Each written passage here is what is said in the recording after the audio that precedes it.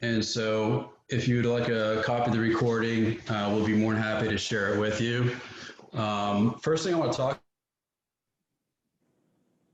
about is decorum when it comes to Zoom.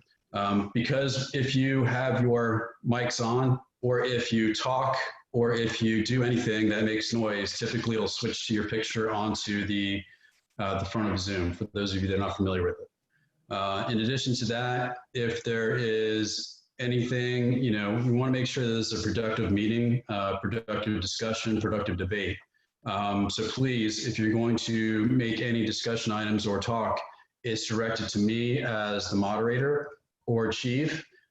Please don't debate with your neighbors, your friends, anybody else. So all comments will be directed to me. Again, this is a forum to where we're trying to come to some sort of compromise and not create more division if there is even division, and just go over pretty much what Parks and Recreation came up with as far as some of the improvements with Fernwood Park. I know a lot of people, you can't talk about Fernwood Park without talking about Bird Island.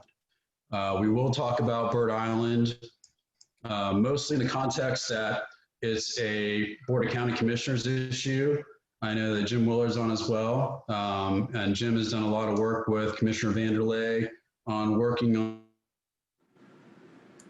on various avenues, whether it's the CWA. I'm not sure if he was involved in the swim area discussion. That is, again, a BOCC issue that they're dealing with. Our council has supported their initiatives, but when it comes to how can we curtail some of the issues at Bird Island, that's not what we're here to talk about today. What we're here to talk about today is the potential designs that have been recommended to Town Council by Parks and Recreation. We will, however, go through some of the issues that we've seen at Bird Island, including some of the calls that the police chief has answered since 2016.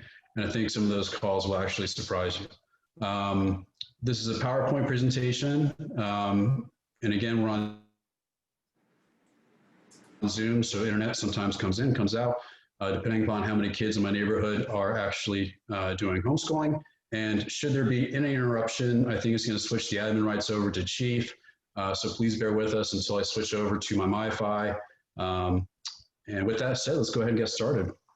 Thank you all again for taking the initiative and wanting to learn more about not only what's happening at the park, but probably Bird Island. With COVID, we would typically have done this at Town Hall, where we have everybody open for a discussion. Typically, a charrette is more of an open discussion where you have boards and you talk about what you'd like to see at the park. You write down issues of what you've seen at the park, so on and so forth. Since this is different times that we're living in, what I'll do is I'll go through a presentation. You can raise your hand, you can just type in a comment during the presentation so I can come back to it. And then we'll get back to it and answer that question, or we'll address the issue. But we want to get your thoughts on, the improvements that have been recommended by Parks and Recreation on Fernwood Park, and then any other discussion that you want to get into at the very end. And with that said, I'll go ahead and get started with the Charette.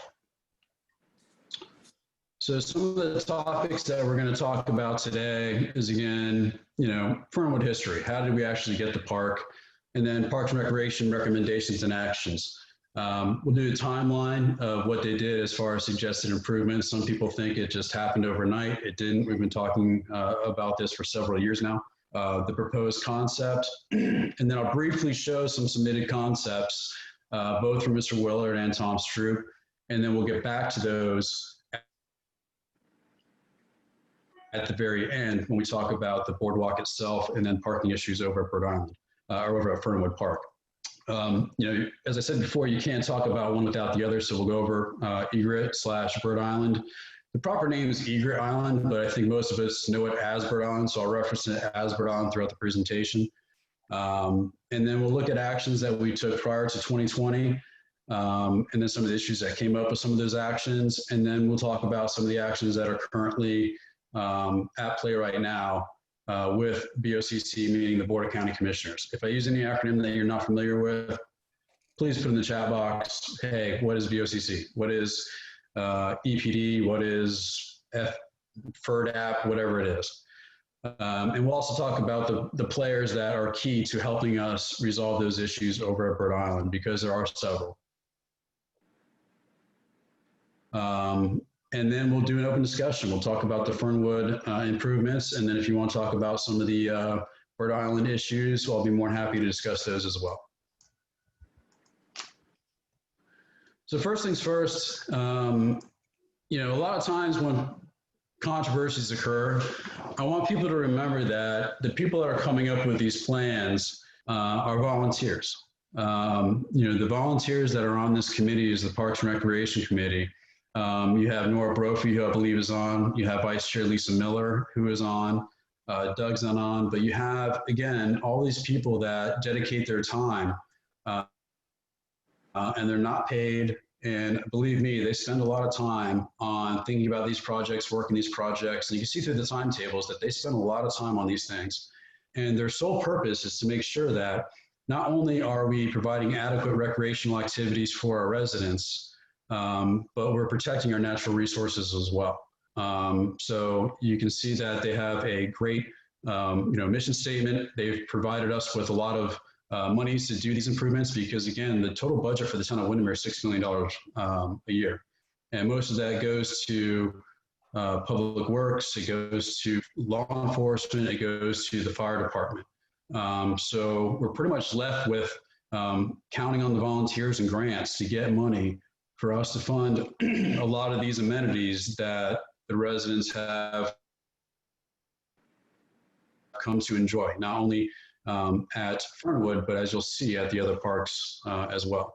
And you can see the major two revenue sources for Parks and Recreation is their Pet Fest, who I know Nora and Leisha and the volunteers have spent a lot of time on. I think it's going into its third or fourth year.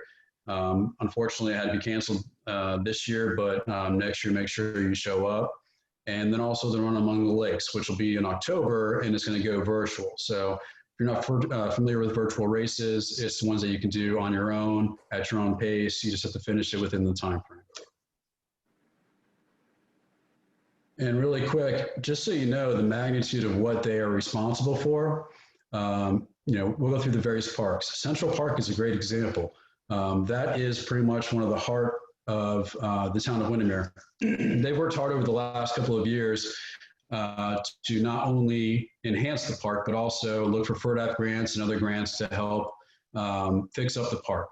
And when you go out there, you'll see a lot of improvements. And a lot of those improvements were because we looked at FRDAP funds and other funds, whether it be through Parks and Recreation, so on and so forth, to make sure that the kids have a place to go.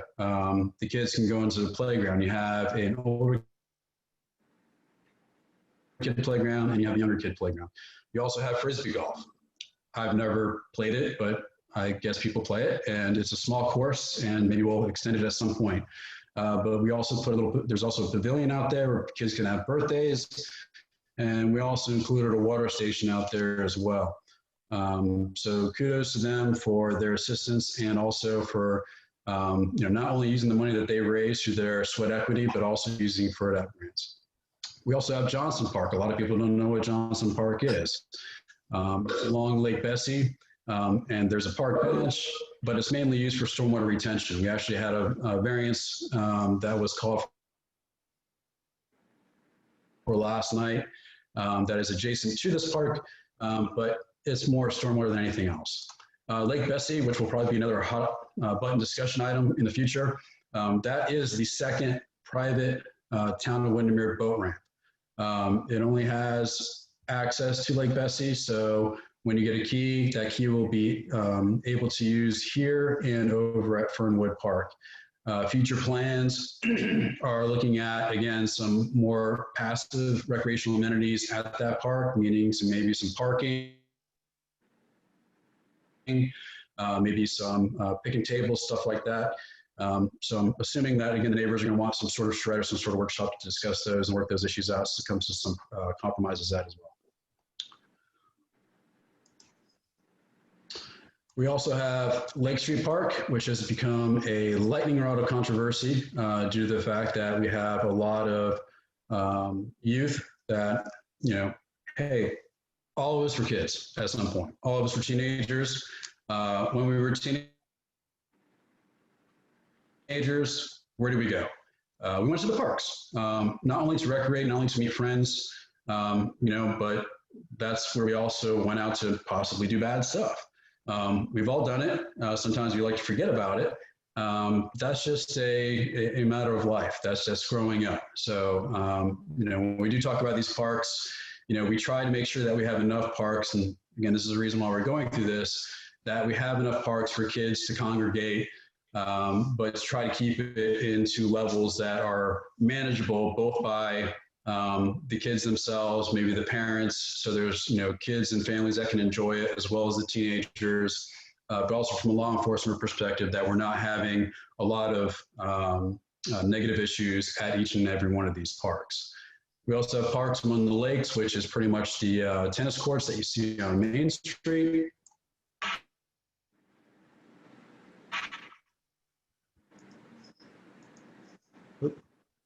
And then we have what we're here to talk about today. Oh, sorry about that.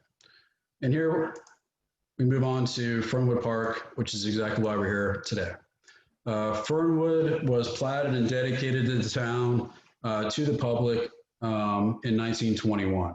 So we're almost, what, 100 years that the park has been dedicated to the town.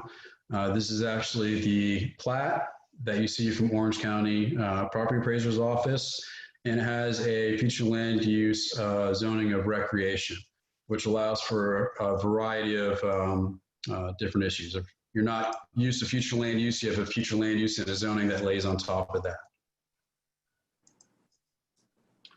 And the reason I included this slide is so we can get a familiarity with how close the neighbors are.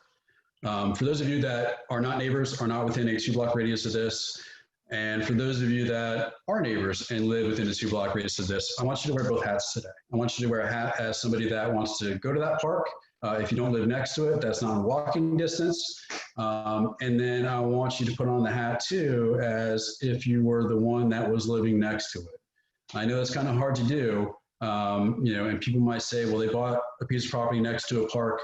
You know, that it is what it is, but we're all residents, we're all friends, we're all neighbors. We want to make sure that we're listening to both sides and seeing if there's any type of compromise in there. Meaning that, you know, if you had to live next to it, what would be your concerns? And you might be like, okay, I completely understand, especially with the fact of its close proximity to Bird Island. I'm not sure if you read the Orlando Sentinel articles or the West Orange Time articles, but that is a continuous issue that not only have those people that live next to Fernwood Park have had to deal with, but also the noise. And we'll get into that when we talk about how do we take care of some of the issues at Bird Island with other jurisdictions. These are plats and surveys, it's actually surveys. This, you know, will show, and if you ever want copies of the surveys themselves, if you have any various ideas of what you want to construct or think that should be constructed on the property, please feel free to ask. We have them.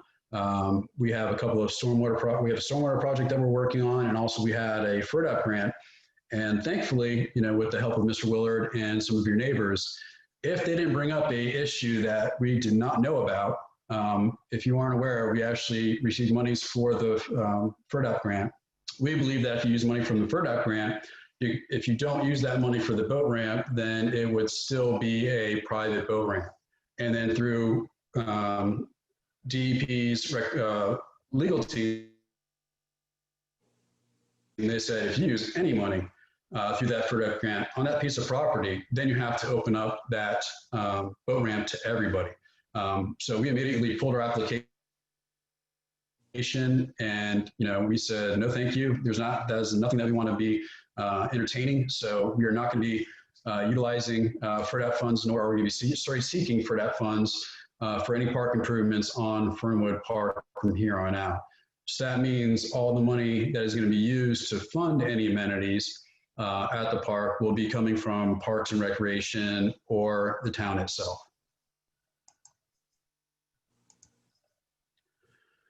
And these are some of the approaches. I know everybody knows, where Fernwood Park is, but pretty much you can see it's basically a dirt road that runs into the park area. This is facing north to south. When we had the stormwater project discussion tonight at 6 p.m., we have a lot of neighbors that live on Butler. We're going to be maintaining that dirt roadway. But because of that, we're probably going to have to create a larger retention area that is actually within Fernwood Park. The water pretty much, if you look at the topography from where we're at right now, it goes down like this. So the bottom of the bathtub is right here. And so we're going to be directing the water to areas, I believe, over here. And then there's a pipe that goes underneath, goes into a retention area over there. And here's just another view of Fernwood Park. You can see how small it is. The gate's right here. Most of the time, people queue up, they drop their boat in, they have to leave. There's not much parking that's available. And when I talked about the actual retention area, the retention area that's going to be expanded is over here. In addition to the boat ramp itself, we have a joint agreement where we keep not only our police boat that's out there, and just so you know, we have no jurisdiction on the waterways unless there is a mutual aid call from Sector 3 saying that they either need to utilize our police boat or they need our assistance with a recovery or some other issue. Sometimes we'll jump on the boat just to have presence because presence is somewhat key on trying to keep some of the noise levels down or making sure that people understand. Typically, if you have an officer that's right there, they're not going to do bad things. And hopefully with our increased law enforcement on the weekends and with some of the other items that we're looking at doing and have been doing, a lot of the shenanigans that have been occurring at Fernwood Park will hopefully lessen. But it's located in here is FWC has a boat. And then typically on the weekends, you'll have an FWC officer actually sometimes sleeps inside that boathouse.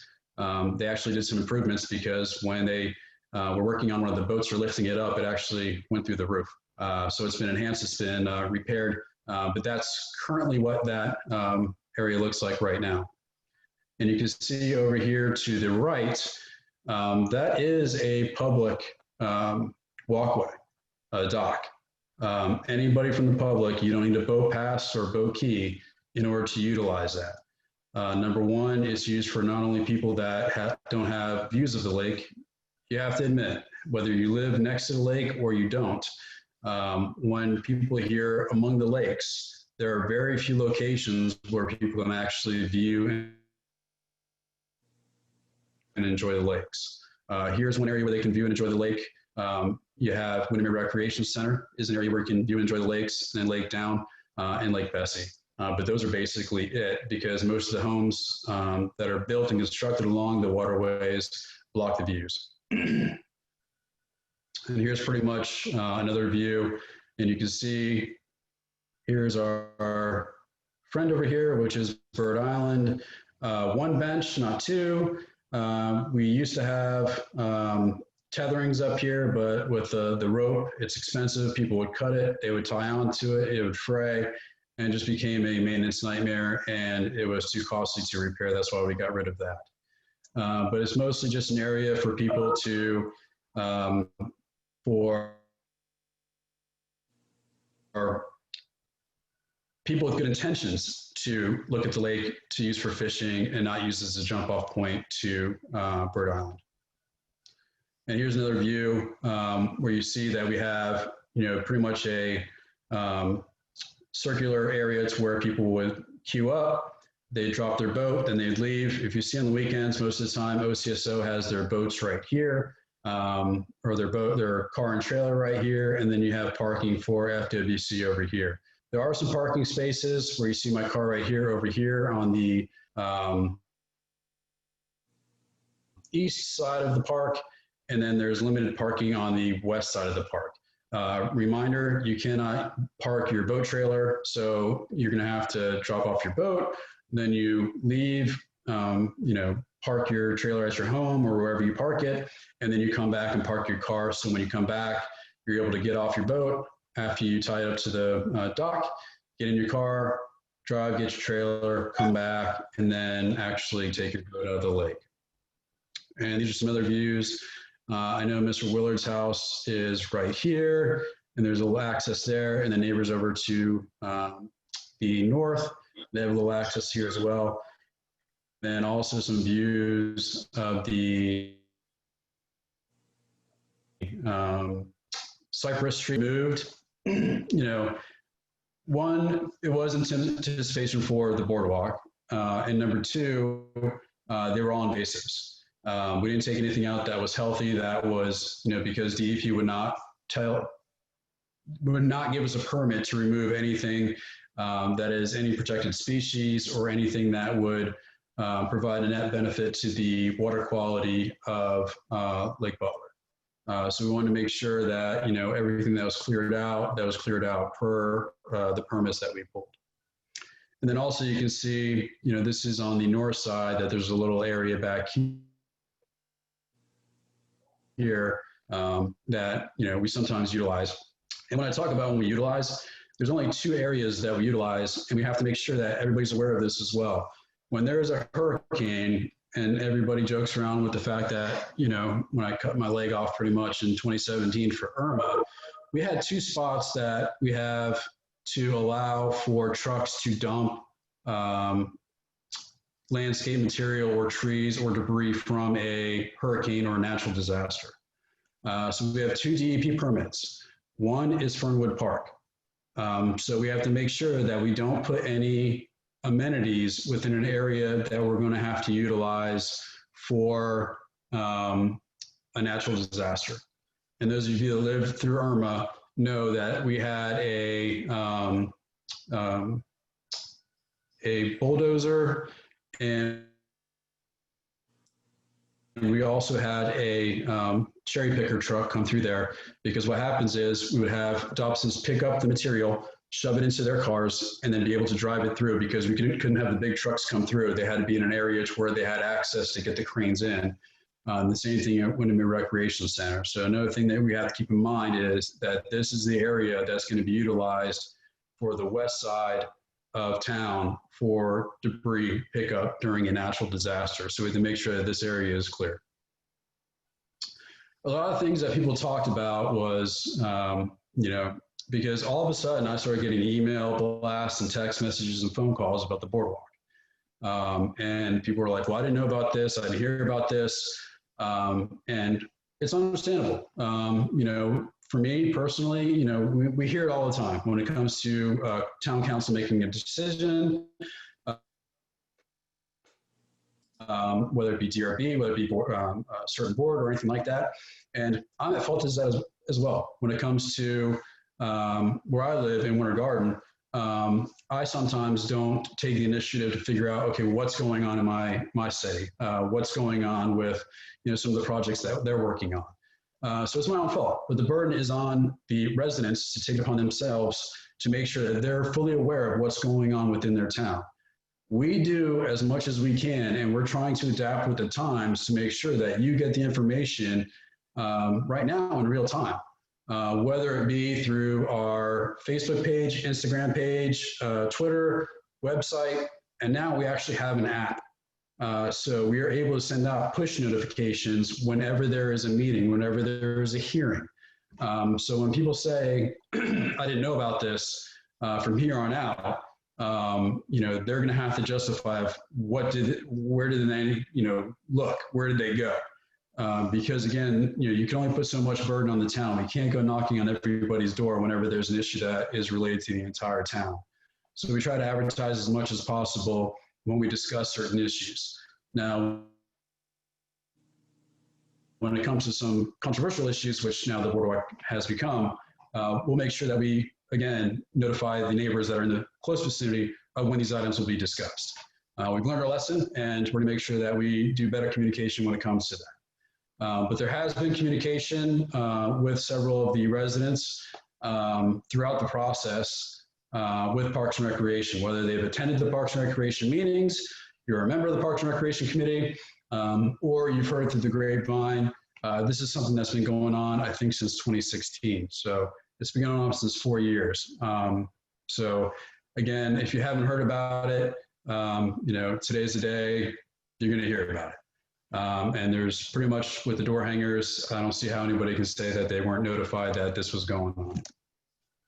So this, again, will be posted, but you can see that, you know, we started our endeavor on not only master planning this park, because what we wanted to do with not only the tree board of Parks and Recreation is say, holistically with all the parks, what do we want to see within those amenities? Because again, what's happened in the past is a hodgepodge of passive and active recreation.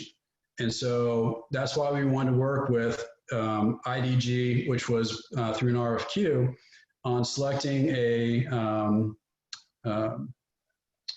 landscape architect, a design group to say, listen, here's what your park needs, here's what would probably be attractive in this park. And then Parks and Recreation would look at that and say, yes, we like this, no, we don't like this, so on and so forth. So that's why they would look at these plans, amend these plans. And we also work with these plans with the tree board, because we wanted to make sure that if somebody's going to plant a tree, that it's not going to be placed in an area where there is a amenity going in, and also it's not placed close to an amenity to where it creates a maintenance nightmare. I know back in the day when people just planted trees, especially over at Palmer Park, they would park it or plant it so close to the playground equipment that the guys would have to get off the mowers, they'd have to grab a weed whacker, go around it, get back on the mower, and that just takes time away from them actually completing their job. So we want to make sure that there was synergy between the two committees to make sure that any amenity that's placed in the park is well planned, well thought out, and has the buy-in from both Parks and Recreation and the tree board as well. And so this is going to be 3 slides where it shows you all the various meetings, all the various, everything that you see that's underlined was a public meeting. Everything that you see underlined was advertised, whether it be on Facebook or website. These are things that are out there and are readily accessible to the community to look at. So every one of these things that are underlined was a public meeting for anybody to make any public comments whatsoever. And then when we looked at the FRDAP grant, you can see that this public notice was posted in the West Orange Times, and we believe we put it on our Facebook page and stuff like that. I don't think we had anybody show up at the FRDAP meeting for us to present what we're looking at, not only at Fernwood Park, but also at Central Park.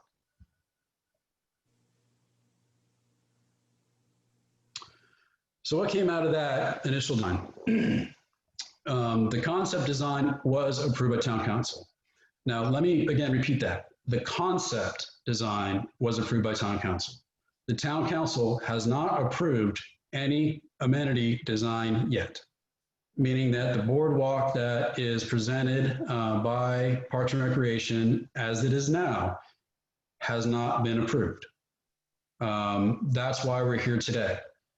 Because we heard a lot of comments and a lot of apprehension to the boardwalk itself that, you know, if that was going to be brought up at Town Council, it was probably going to be workshopped, or it would probably be requested of me to contact you anyway. So prior to the boardwalk going in for final approval, that's why we're here to discuss that. So IEG came up with several plans for all the parks.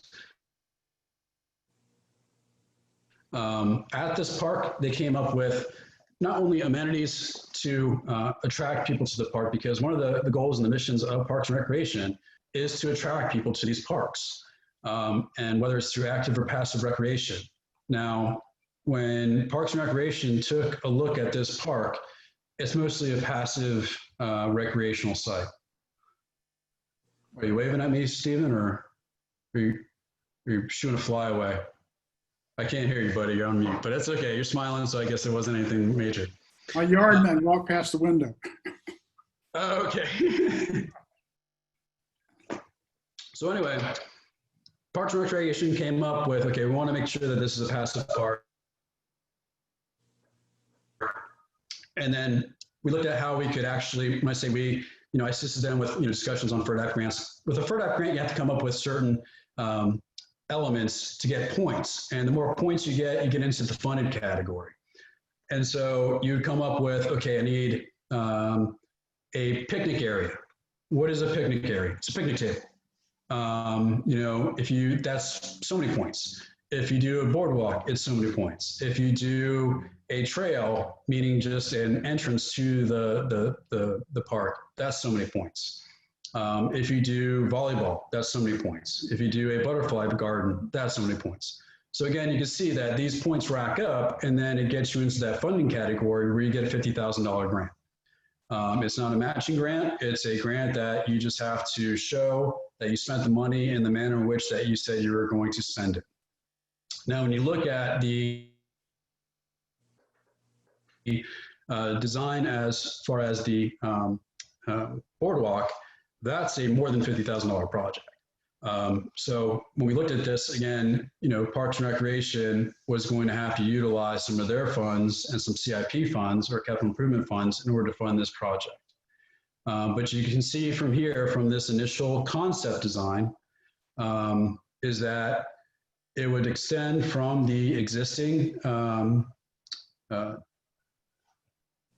dock, and it would go pretty much around the perimeter of the park, and then you would have a pavilion or gazebo at the very end, and then you'd have another access point over here for people to get on and get off. And then there's various benches for people to enjoy and to look at the lake. And then, again, people have said, well, I have nowhere to go if there's a boat parade or if there's, fireworks and stuff like that. This isn't just for two events. This is for people, again, to get out there, to enjoy the lake, to enjoy the view, stuff like that. So this is, I think, what pretty much created a lot of heartache and heartburn for the adjacent residents. Now, putting on your neighbor hat, if you as a neighbor saw this, and not only are you dealing with some of the Bird Island issues as far as people using this area as a jump off, if you see this, they would make the argument, well, look what's happening at Lake Street. If you build it, they will come, and we'll get into that. So they, understandably, as you would too, would say, whoa, this is going to attract a lot of people to a park that has been, yes, utilized, hasn't been underutilized, maybe, but it's going to attract a lot of people, both residents and non-residents, to the area. So you can understand that they are apprehensive to the size of this and to the fact that it's going to attract a lot of people to an area that is somewhat hidden, and it's somewhat of a hidden gem unless you're a boater or partying on Bird Island. And then once this came up, that's when the phone call started. And so that's when I was like, okay, well, let's hold back. Let's, end the permitting process because we just started the initial permits. And if you do a dock like this, as I'll say in the next couple of slides, you have to go through various regulatory agencies for a permit. And it is very costly and it takes a lot of time. But again, when Parks and Recreation took a look at this, they were like, we understand the neighbors' concerns. But again, our goal is to make sure that we're thinking of not only the neighboring residents, but also the residents at large that don't have access to lakes. And how can we make something of an amenity to attract people to this area so they can enjoy the lakes? Now, again, with every good positive, there's a negative. It's going to attract more people. And again, it's going to attract teenagers, kids. But it's also going to attract, people walking their dog, people trying to just, rest, take a look at the lake, so on and so forth. So there's positives and negatives to everything. I think we can all agree to that. So then I started getting people submitting various plans.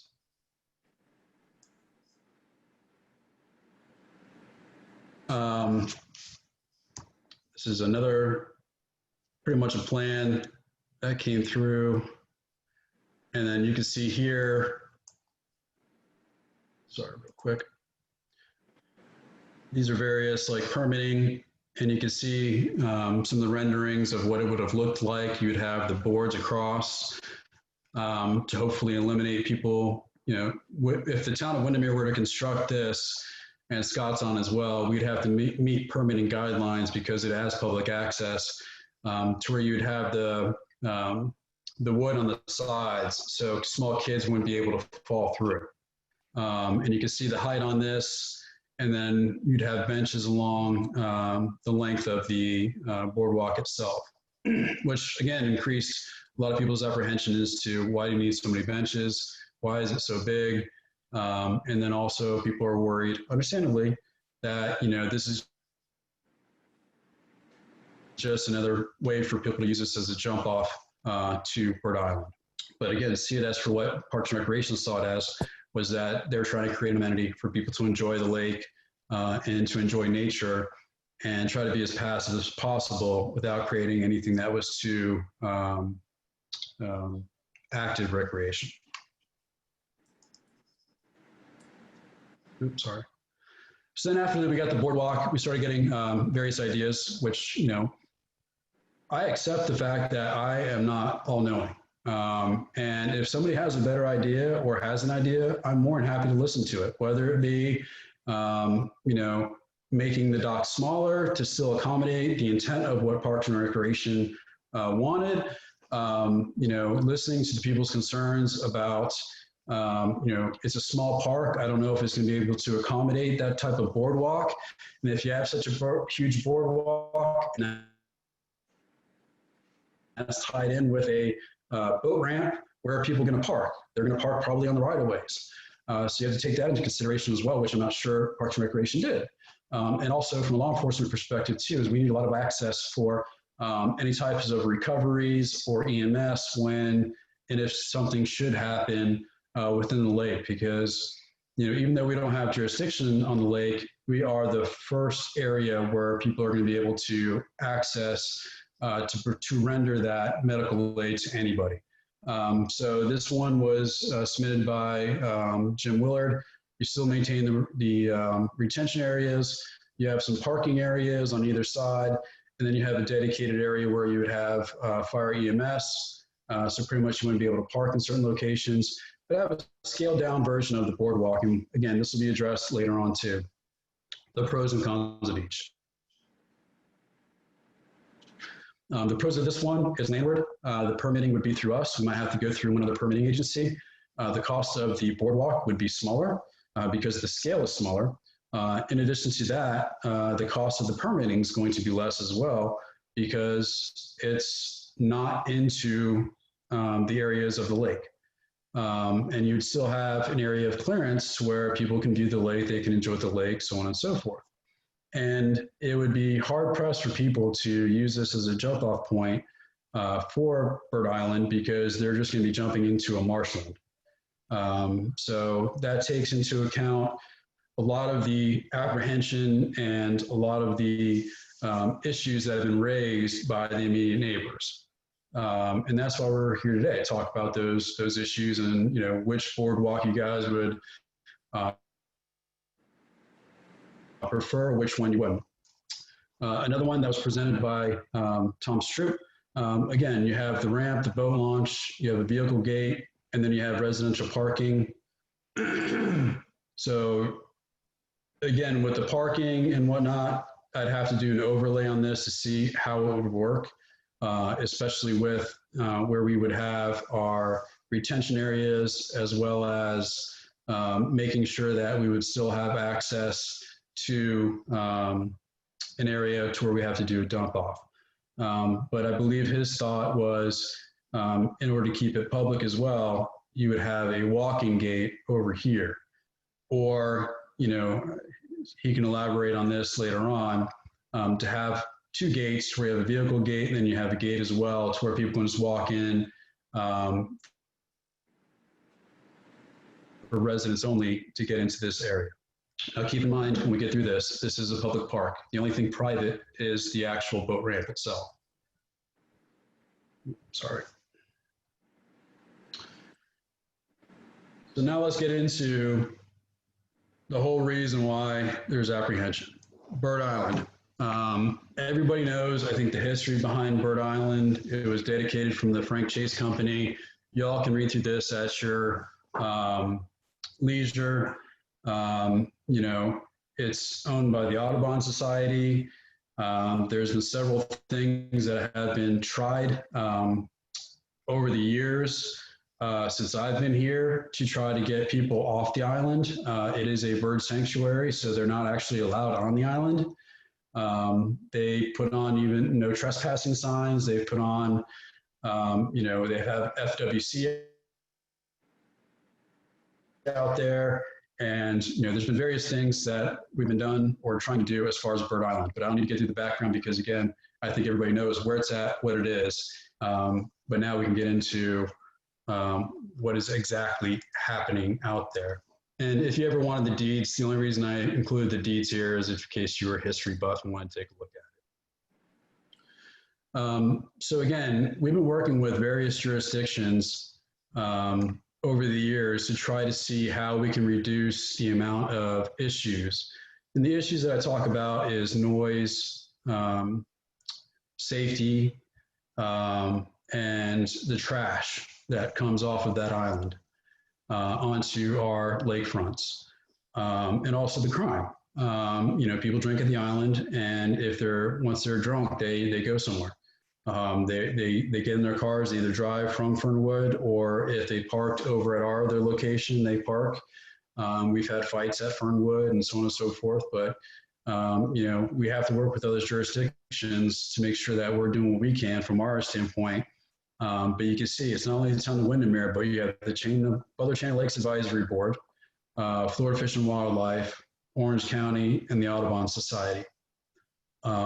Working with 2 jurisdictions alone is hard enough. Working with 5 together is a feat upon itself. So that's what we're trying to do to make sure that everybody understands what's going on and how do we work collectively to resolve those issues. And in case you don't know what happens at Bird Island on weekends,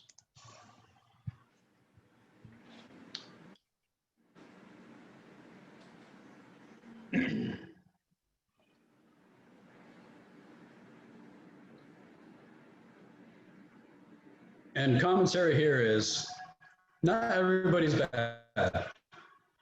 Not everybody is a bad boater. Not everybody's a bad jet skier. There are people that follow the rules, and there's people that don't follow the rules. Can you guys hear me? Can I get a thumbs up if you can hear me? Okay. Yeah. So there's good people and there's bad people. There's people that self-police and there's people that don't self-police. And that's where we get the issue. As you can see here, there's people that are blatantly violating the no trespassing.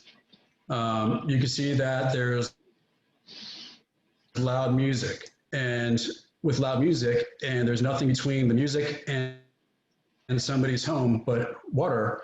That water carries far, so you're pretty much hearing it at the same decibel level as you would hear it from the island. So that's what the issue is. You have people going onto the island, you have people drinking, you have people operating in an unsafe manner, both boats and water skis or jet skis. And you know, what sometimes is a family-friendly area has now become, again, a mass party area. And this is not an issue that is just in the Town of Windermere. You see it in a lot of other jurisdictions where there's either sandbars, there's islands on rivers. There's always gonna be a party spot when you know, lakes or rivers or boats are involved.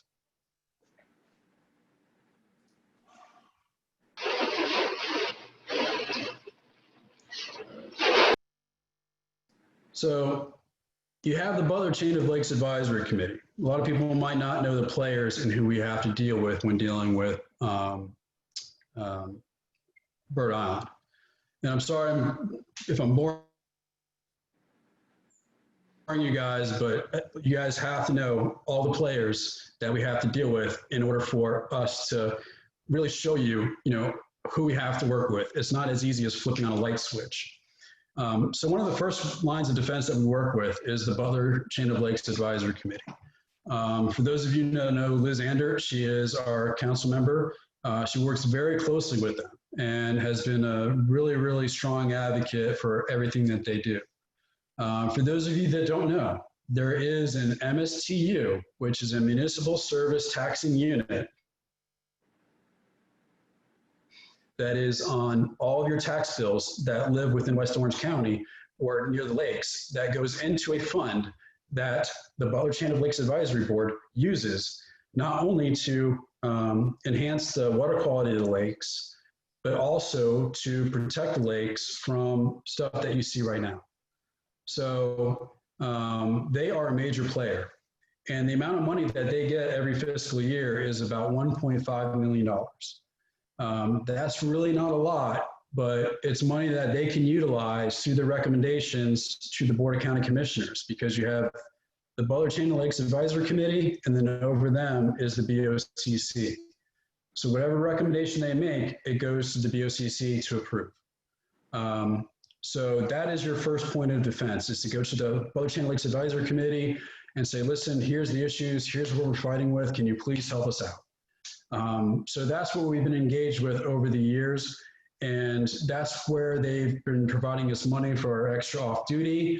They were working with the no trespassing on there, and they are funded through, again, that MSTU, your taxpayer dollars. They are appointed by the Board of County Commissioners,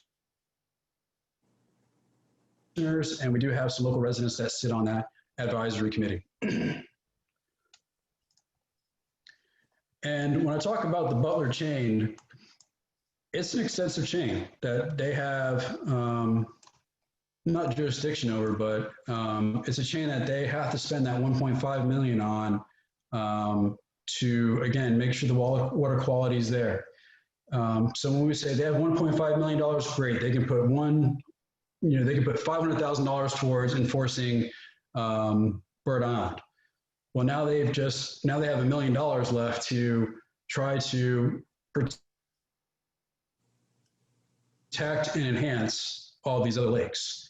And again, that's a feat among itself that it's hard to do. It's hard to make that balance. Now, do they have reserves? Yes, they have reserves. And I do believe that they're willing to tap into those reserves. But we have used the Butler Chain of Lakes for projects to make sure that we're cleaning up the lakes. Most recent one that we used was to make sure that we had catch basins to make sure that debris wasn't getting into the lakes, whether it be sand, leaves, other debris. And they maintain those through the MSTU. So we've used them for not only enforcement on the lakes, but we also use them for making sure that the lakes are clean and that they maintain their outstanding Florida water bodies. Florida Fish and Wildlife, FWC. These are the people that take care of the lakes, meaning the enforcement of the lakes. They make sure that they are patrolling the waterways, they do resource protection, and they try to make sure that everybody that's on the lakes, and not only on the lakes, but you have to understand that they're in charge of parks as well. So when there's bears, when there's, all sorts of stuff, I think there was a bear roaming some other area, they had to send some resources there. When there's a natural disaster, like we had in the Panhandle, a lot of the resources were focused up there. And a lot of you might ask, what resources do they have available in our area? And I can tell you right now, for all of the lakes and all of the parks that are under the control of the state or FWC, they have a total of 6 officers. 6, that is it. They have some, reserves that come in, some people that want to make some off-duty money and stuff like that. But for the entire area, there is 6. And so when we say, well, let's just get FWC out there, if we have 2 officers over there on the weekend, that means that 4 of the other officers have to be patrolling the rest of Orange County and Osceola County. And we can all agree that that is an extensive area for only 6 officers to patrol.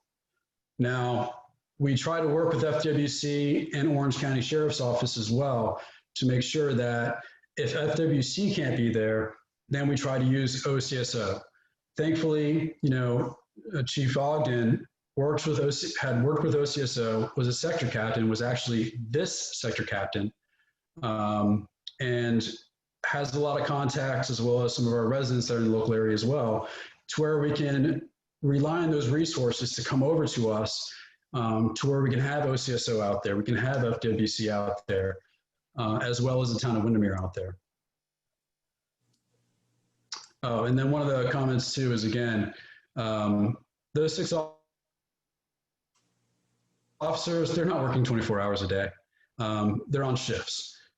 So, whether they're working 12-hour shifts, so on and so forth, they're not on at all times. And after Irma, a lot of them were dedicated to the Panhandle to work out, not Irma, but the last hurricane that was up there was a Matthew. There's too many to name right now. The last one's named after my mother-in-law, but that's a separate story.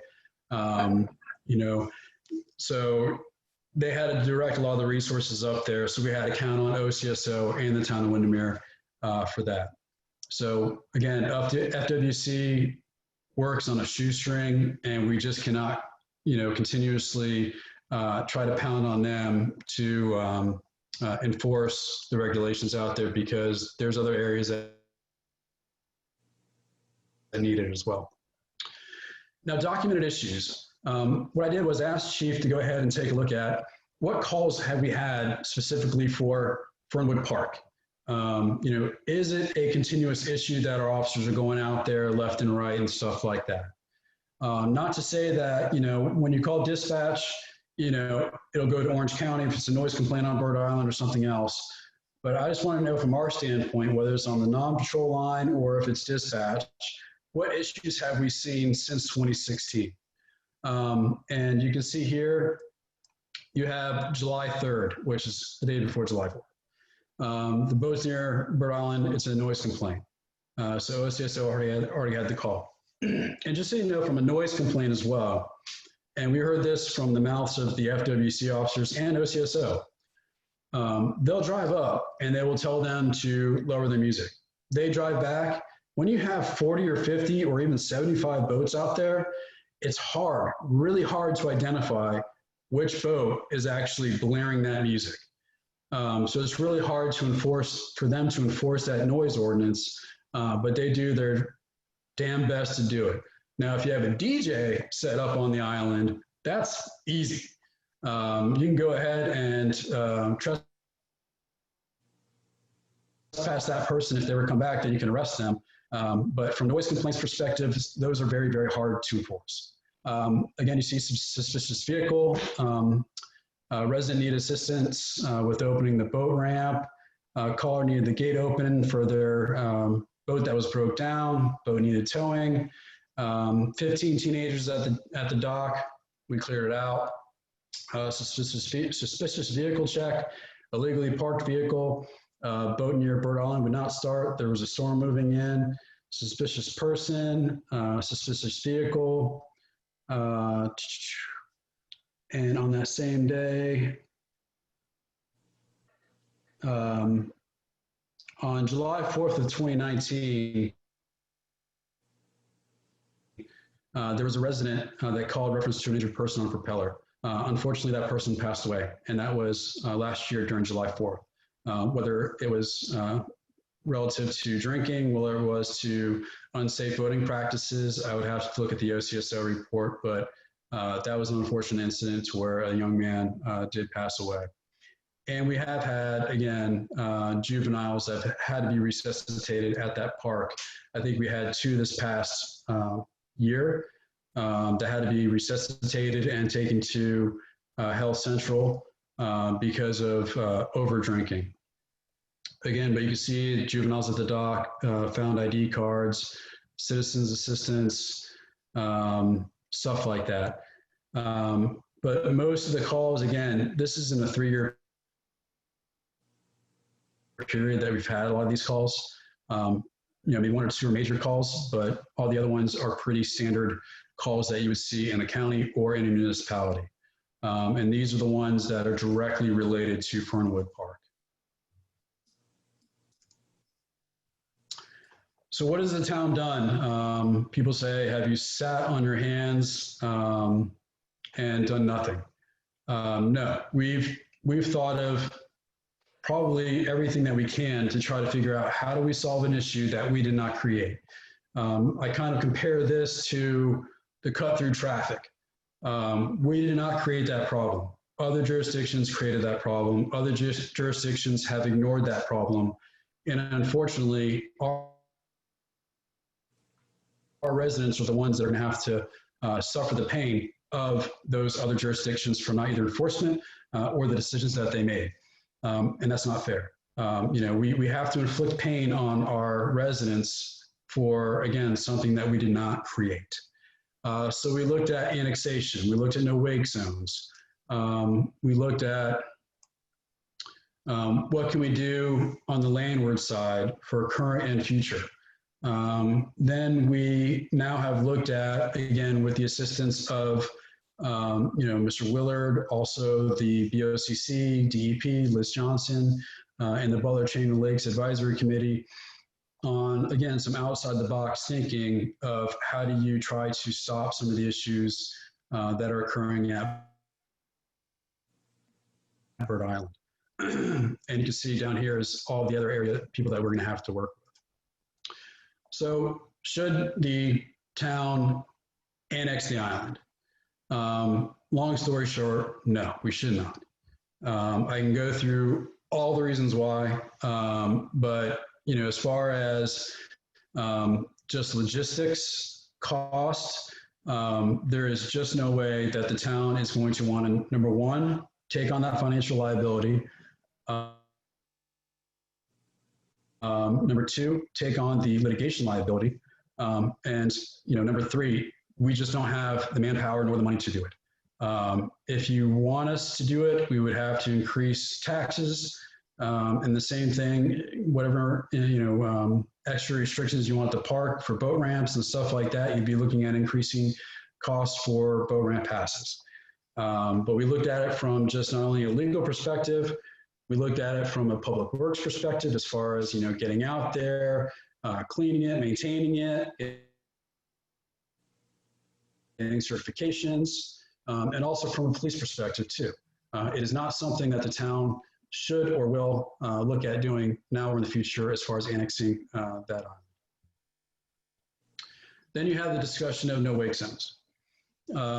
This is twofold, and we had this discussion with actually an FWC officer that came to a town council meeting one night. People were saying, hey, let's go ahead and implement a no wake zone in between Bird Island and the homes. Number one, you have to meet a certain threshold for no wake zones, and number two, most of the complaints that we get are noise complaints. So now you're slowing down those boats getting to Bird Island and leaving Bird Island. So that means that noise that you're getting is increasing. So it's just taking longer for them to get to the area that they're going to go to, and meaning longer it's going to take to get there, the longer that you're going to have to hear whatever music they're playing, whatever music they're blaring. Does it protect the people that are trying to swim from Fernwood to Bird Island? Maybe. There's people that swim at their own peril. They don't have the appropriate tethering, meaning they have like a diver ball or anything like that. And, all it takes is looking back at your kids, making sure they have the life jackets on. Next thing you know, you've just run over somebody. Also, when we have, certain deaths like we had in, wasn't Bessie, I think it was Bessie. You know, there's people that just don't know how to swim, or they get tangled up in the weeds and they wind up drowning. So would a no-wake zone actually solve the problem? Maybe, maybe not, but there's pros and cons for both. Those of you that like jet skis, you want to be able to use your jet skis the way you want your jet skis. Those of you who like to ski may not be able to go ahead and ski out there. So you got to take the good with the bad. Again, we're inflicting pain on ourselves for something that was not created by us. So that was something that was discussed, and there's, again, with every initiative, there's a pro and there's a con.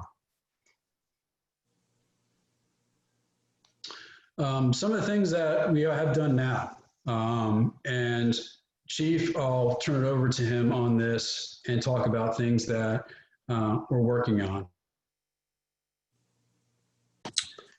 But from 2012, we've been working with the Butler Chain of Lakes Advisory Committee and getting off duty.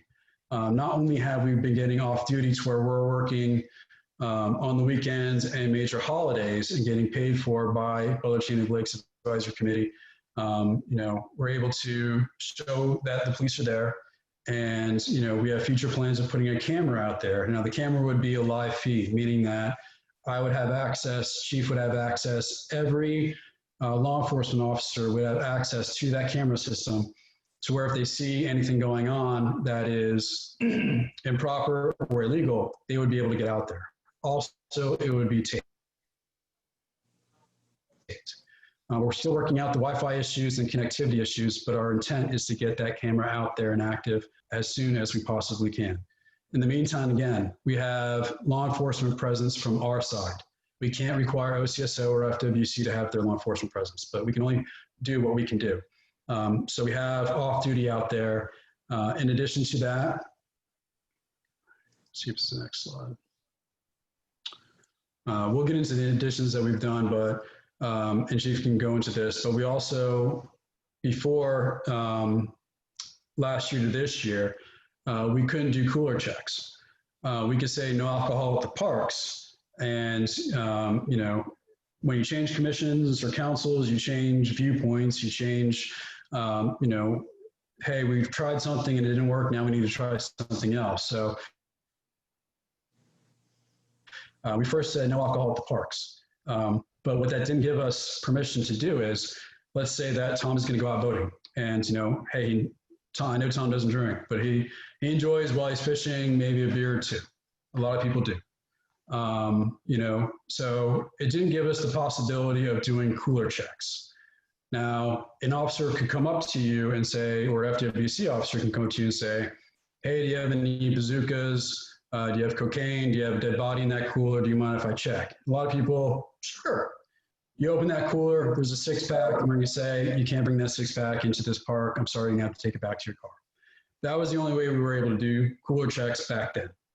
Now, we're able to check every cooler, and not only cooler, but backpacks, anything that looks like a cooler or can bring in alcohol into that park.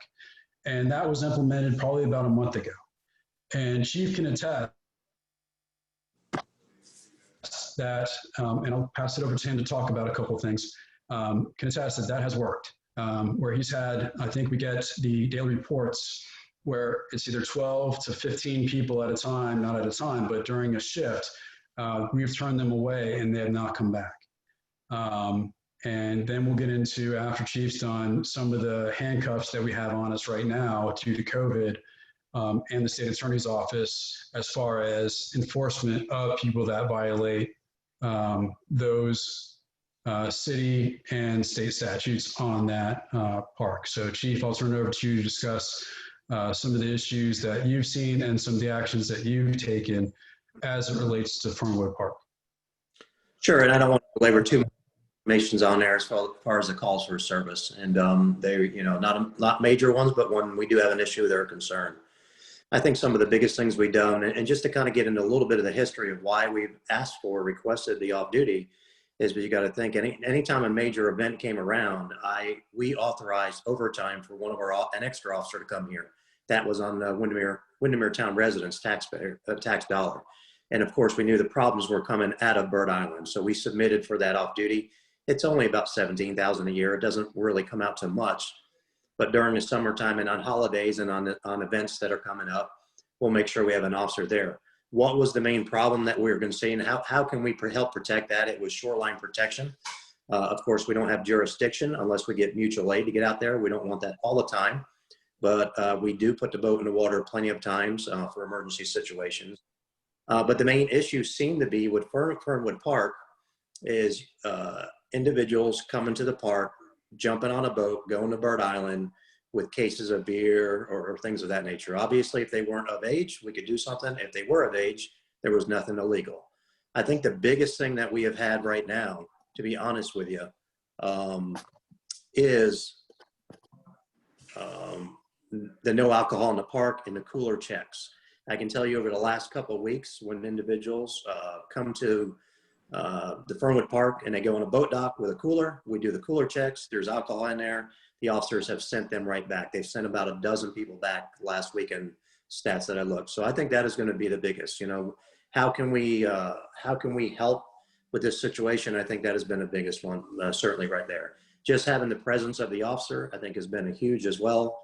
Of course, we're typically there, but having us there in the off duty during the summertime and during the holidays has been good. So we appreciate Robert and the town kind of working with that. I mean, other than that, again, mutual aid has to be given to us to do patrolling out into the waterways. That is not something that we want to get into the full time. We are not prepared to sustain some kind of an effort like that with the personnel that we have. And we work closely with FRDAP and the Sheriff's Office. The are in place in the Marine Patrol, so we have a great working relationship with them. But I think Robert's pretty much covered it all. We do stats from just our off-duty work alone, and if you look at those stats, anybody's welcome to have them. Robert has them. I think for the president may not have been. But you can see that our officers do a lot. All our officers actually were trained on basic boating safety as well. And when individuals come up to the shoreline, we actually do some boating inspections and we write some tickets as well for safety. We've written some jet ski tickets and things of that nature for not wearing our vests. So any questions, I'll take them, or I'll just wait to the end or turn it back over to you, Robert. Yeah, we can take those at the end. There's like some discrepancy as far as the fight that was out there in March. Yes, there was a fight with two drunk kids. I think it was a mutual combat situation. But not only the cooler checks, but council also gave me the authorization to amend your boat pass. Remember, this is a privilege, not a right, for your boat pass key. So your next boat pass key, you'll be signing a document that states that if you give your key to somebody else that is not within your household and they are caught with that key, you lose that key from the date in which that key was confiscated. Meaning that if you give it to your friend on October 2nd, you're going to be without that key until the next October 2nd of 2021. So you're done without it without a year. And the way that we'll know that this is occurring is because each and every key will be numbered, and it'll be numbered and documented to an address that not only staff will have access to, but also law enforcement. In addition to that, if it's a second violation, you'll lose that privilege. Meaning that if you sell your key or somebody else is caught with that key, that's it, no more. It's been 2 strikes, you're out, not 3 strikes. What we're also looking into as well is whether or not we can put in that application that you agree upon showing an ID if asked by law enforcement at the dock, so they can make sure that you are in fact the person that is holding that key. And hopefully, again, with the more constraints as it comes with the keys, the more restrictions that we put in place, the more it would prohibit people from allowing others to use their keys or outside residents from utilizing our boat ramp. Especially with a ID check or anything else that we're allowed to do. But we are trying everything that we can from a landward side to make sure that we are trying to mitigate all the issues that are happening on Bird Island. And I thank not only Chief, as well as all the other people that are on this call and off this call that have helped us in those endeavors. But I think getting the camera up and having these new ordinances up is going to, again, hopefully prohibit some of the behaviors that have been going on in the past. And once word gets out that this is no longer a drop-off spot, hopefully they'll learn their lesson and they'll move to another location that's outside the town of Windermere. Again, is that going to solve the problem? Probably not. They might just go to another drop-off point, maybe a friend's dock, but at least it's not at Fernwood. Legal issues that people have brought to my attention, they always say, why can't we do this? Why can't we do that? The biggest and easiest thing that we can do, and we have done, not only at Lake Street, but at Fernwood, when we had it closed down, or if you are caught with marijuana or you're underage with beer or something like that, you will be trespassed from that park, which means you're trespassed for a year. If you return after that year, you will be arrested. Now, whether or not, for juveniles and stuff like that, whether we give you a criminal uniform citation or not, it's a criminal charge.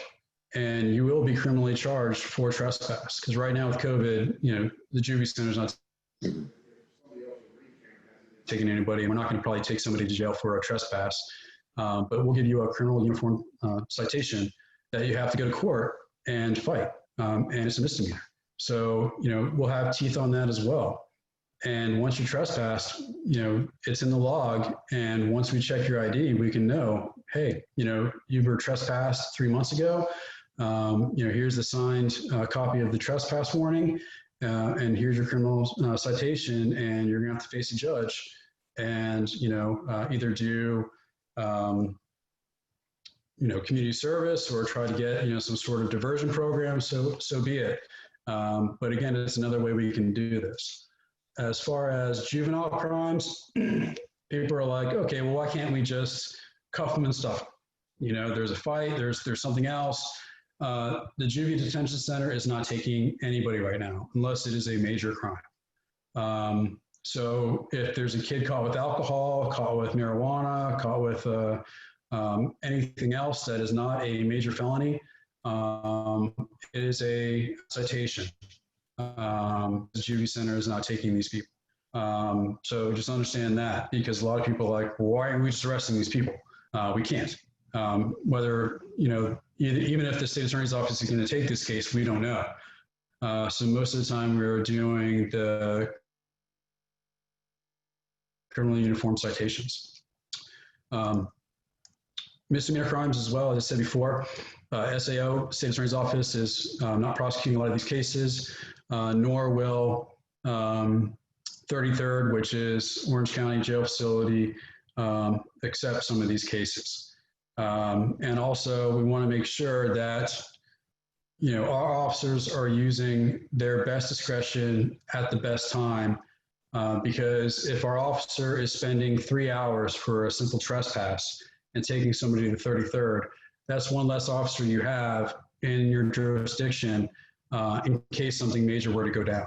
Whether it's a burglary, robbery, a car accident, or anything else, we will have mutual aid, but that's one less officer for a minor crime. Another thing, these parks are public, and they should remain open for the public to enjoy. I know a lot of a lot of people want some of these parks to be private, but again, public funds were used to enhance these public parks. The only way and the only reason for the boat ramp to be excluded from that is that Parks and Recreation utilizes their funds that they raise for that boat ramp, and also for the maintenance and repairs for the tennis courts. That's why you get the passes and stuff like that. It's for the repair and maintenance of those. Noise complaints, again, it's hard because noise travels over water. That's really been an issue with FWC and OCSO. And then parking, again, parking is very limited due to the fact that we want to make sure there's area for, again, the new retention area. We want to make sure that, there's parking for people that are not only the boaters, but for parking for people that just want to enjoy the lake, meaning that they just want to walk over, take a look at the lake. Maybe they want to fish. Maybe they just want to lay down on the dock itself. But the park is public and it needs to remain open to the public.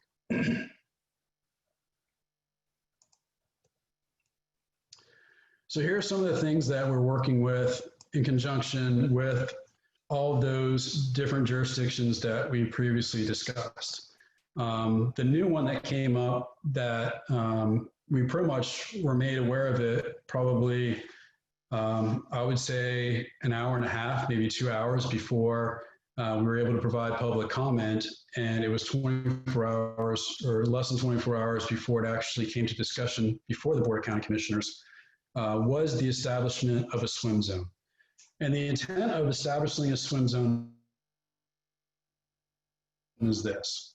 Right now, the attraction to Bird Island or any other party spot, I'm from Clearwater, I know where the party spots are. It's Three Record Island. It's areas where there's a huge sandbar.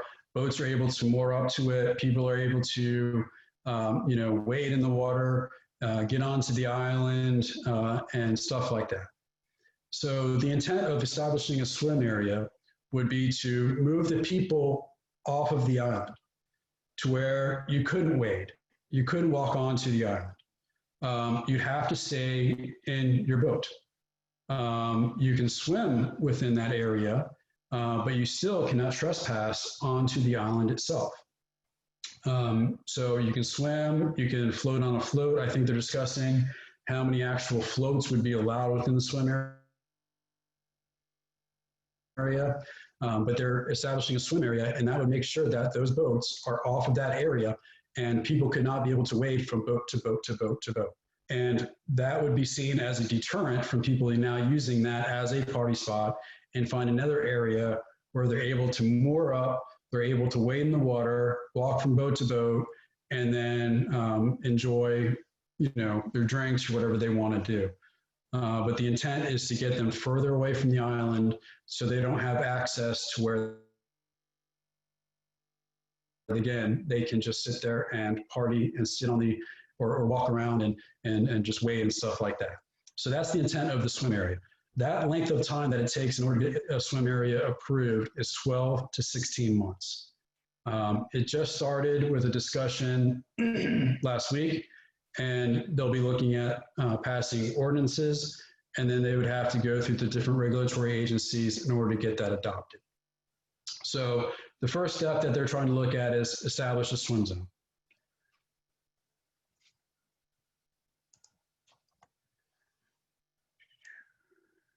The second strategy is to establish Bird Island as a critical wildlife area.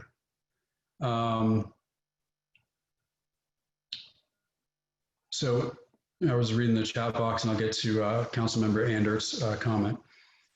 If you create, and this was with the help of Mr. Willard, EPD, and Commissioner Vanderlei, if you establish a critical wildlife area, again, that gets people off the island. It gets them back further. The further back they are from that island, the less enticing it is for them to congregate at that location. And more likely than not, they'll find another place to go. So establishing the swim zone has certain requirements. It's a lot easier, I believe, as far as procedurally and the burden of proof or the level that you have to get of approvals for a swim area. With a critical wildlife area, there's a lot of documentation, there's studies that have to be done, and I believe that the Butler Chain of Lakes and maybe the Audubon Society are working on that, and we are also working on a repository as well. If you need a link to that repository, we'll be more happy to share that with you. And what I mean by repository is, if you have seen something, if you have a complaint, you hear noise, noise complaint, if you see, when you're out boating with your family safely, you see people violating, they're on the island, take a picture, take a video. We're able to upload it to this repository that we're able to get together. So when we do have to have a hearing, whether it's for a swim area or it's for a critical wildlife area, we have that evidence that cannot be contested to show, whatever regulatory agency has the authority to give a yay or a nay, that this is a definite issue. We can YouTube this all day long and we'll have plenty of videos. So if you do have videos and if you go to the chat box, Liz has put that link on there. So we now have a repository to where you can give us all of your videos, photographs of the misdeeds and misgoings on. That's not even just for the island itself. We want stuff like if people are parking trailers on your front yard. If you have complaints or see people intoxicated walking down the street, walking from Fernwood Park. We want to know because the more evidence and more data that we have, the more justification we have for some of the decisions that we make on if we need to make it private, if we need to make part of the park closed. We have that stuff because if somebody that doesn't know about this comes in and says, well, why did you close the park? Why did you do this? Why did you do that? I need to show them, well, this is exactly why we did this. And for them to contest that is going to be hard to do if you have that data, that evidence to show them that this is a continuous issue. It's the life, safety, public health matter. That gives us the way to not only get the authorizations, but to demonstrate to people that may be naysayers that this is a real issue that we cannot turn a blind eye to.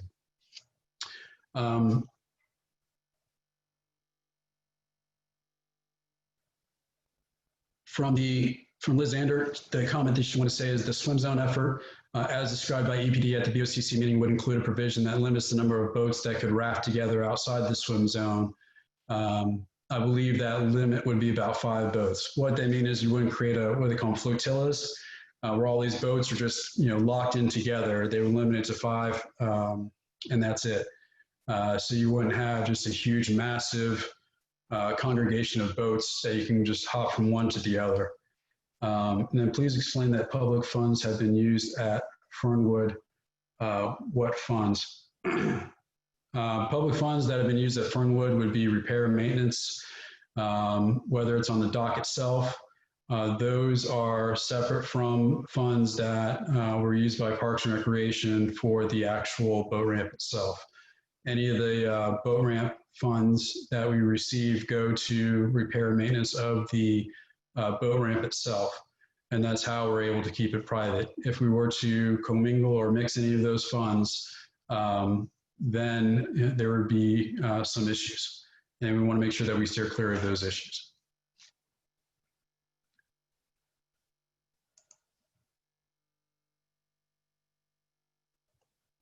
Okay, and this is pretty much lays out the process of what it would take to create a critical wildlife area. And we all know the videos, and this is what I mean by evidence that we would need for us to show to others this is a real issue.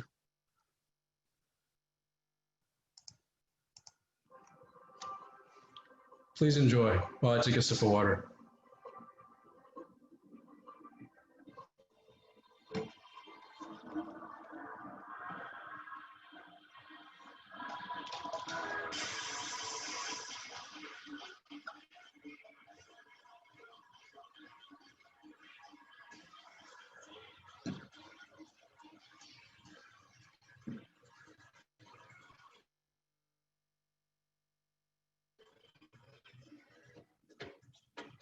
I did not choose the music for this. I took it off of YouTube, by the way.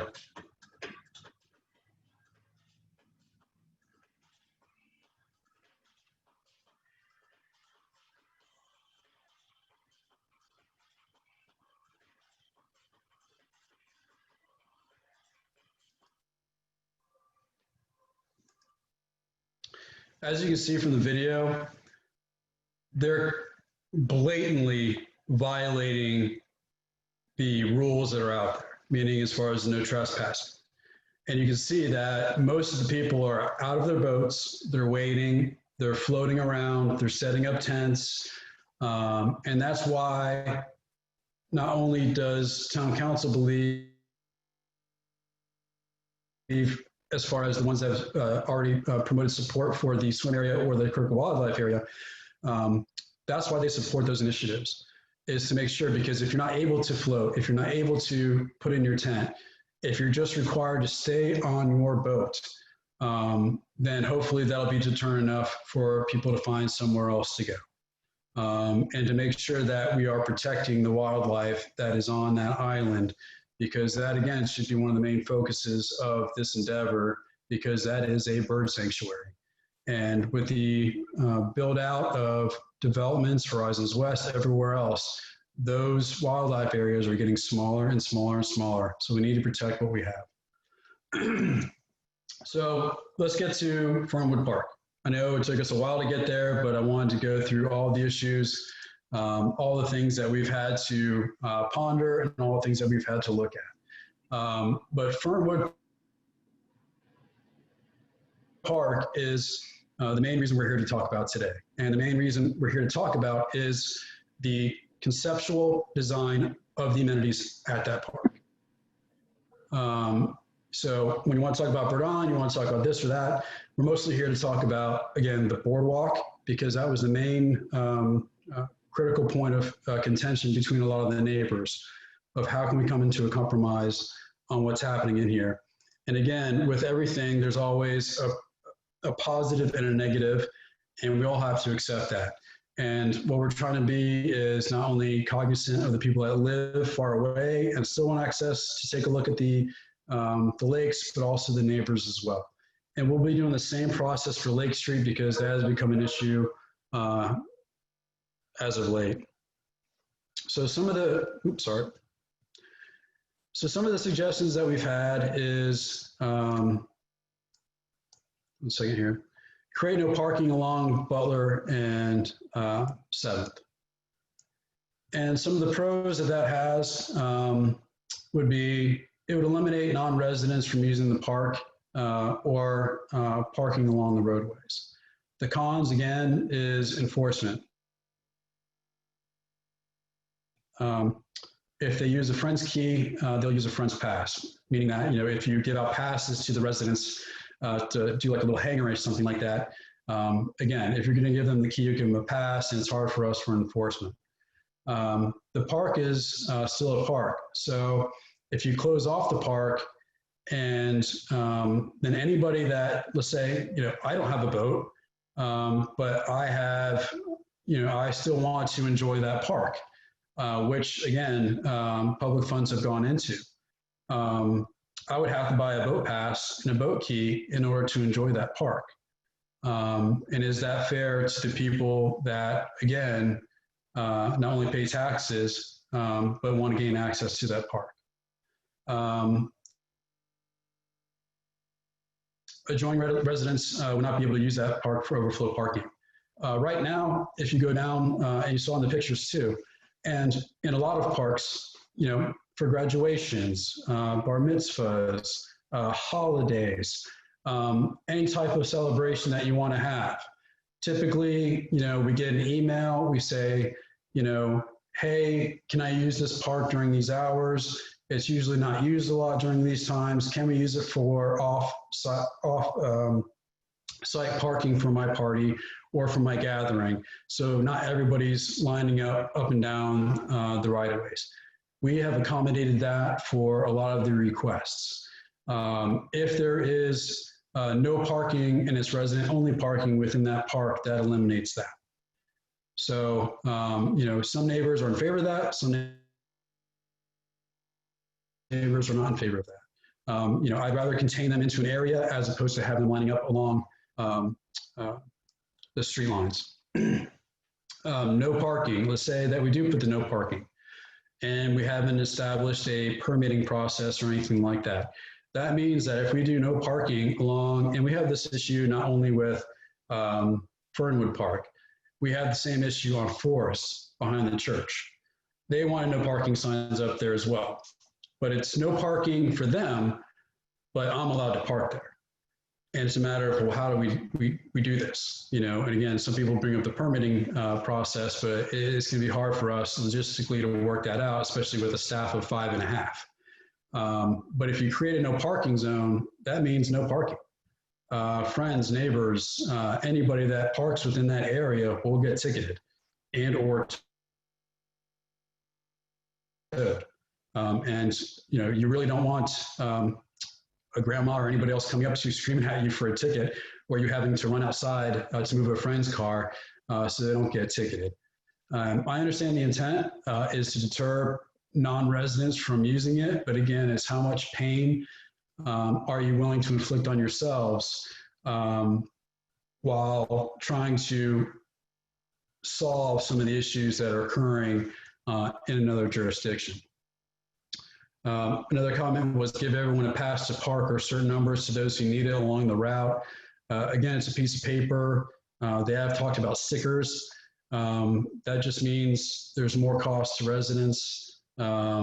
And, you know, as far as staffing wise, it's not really anything that we're able to do. We were provided with 2 areas where they do the stickers and have the no parking for, you know, stickers only, or no parking but for stickers only. We took a look at that, and it's mainly for like colleges. All of us that went to college, we knew we had to get a sticker. You put it in your thing, you had to get it re-upped every single year. You know, we just don't have the resources to do that. In addition to that, we were provided with some information of some other municipalities that have, you know, residential areas that are adjacent to commercial districts. We've talked to them. They have entire traffic divisions that solely deal with that issue. So again, we don't have the resources nor the staffing to accomplish that. So when we talk about the no parking and whatnot and creating some sort of system, we appreciate the ideas. We appreciate the thinking of, you know, outside the box. No idea is a bad idea. But when it comes to the town of Windermere, everybody has to understand we are, again, a staff of 5.5. And, you know, it's just a lot of work for us to do. And in order for us to accommodate that, there's going to be a lot of not only logistics, but cost that's going to be associated with that. And then again, what is going to be the blowback from the people that want to enjoy that park that are not necessarily in walking distance to that park.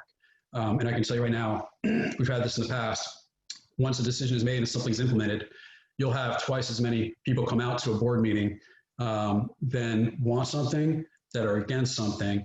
And, you know, whether the board would change it is to be determined. But we have seen that happen in the past. People aren't really accustomed to change. And so that's why we're trying to do what we can without making major changes to the park itself. Move the gate entrance of the park to the front. This has come up a lot. Again, this would require only those who purchase boat passes entrance into the park. So, you know, if you got a boat pass, you can get in there and that's it. Some people said, well, that's fine. We'll just put a little gate on the side and allow people to go in through that gate and they can walk in there. Then you create parking along the right-of-ways. And then if you create the no parking along the right-of-ways, where are they going to park? You know, 4 or 5 blocks down. Then you're pretty much, you know, creating prohibitions for them utilizing the parks that they've paid for through their taxes. So again, the cons are requiring only those that purchase the boat passes into the park, and then parking would be pushed to the right-of-ways along Butler and 7th if you would still allow for that parking. Comment was made to move the boat ramp gate again to the entrance, and just for visualization purposes, okay, this is what it would be for you to, let's say we move the gate to the very front, and it's the lockable gate where you take the key out. You pull up with your boat, you get out of your car, stick the key in, open the gate, move through the gate. You got to close the gate behind you because you don't want a non-resident coming through. Get out of your car, go get your key, retrieve the key. If we still have the key over at the boat ramp, the actual ramp itself, you're going to have to move in, back up, get out of your car, go over, unlock the boat ramp key, open it up, launch your boat, get back in your car, move the trailer out of the way, go back, lock the key. Now you have to go ahead, since we don't allow boat trailer parking at the boat ramp, is you would have to go to the second gate, open that, get out of your car, unlock it, go past. Then you'd have to get out of your car again, close the gate, lock the gate. Then you'd have to go drive home, drop off your trailer. Then you'd have to come back. Then you'd have to open the gate, get in, park, and make sure you close the gate. Then you can actually enjoy your boating. Now you'd have to do the vice versa when you're trying to leave. So you can see logistically how much more of a pain threshold you're instilling upon yourselves. And again, just still creating that, you'd have to have a boat pass in order to have access to that area. But just thinking about how you would actually implement that would be more pain than I think anybody would want to try to launch their boat, especially if there's bad weather, so on and so forth. There would be a lot of issues. Now, to what really, I believe, created the controversy around Fernwood Park was when the neighbors realized finally that, sorry, 1 second here.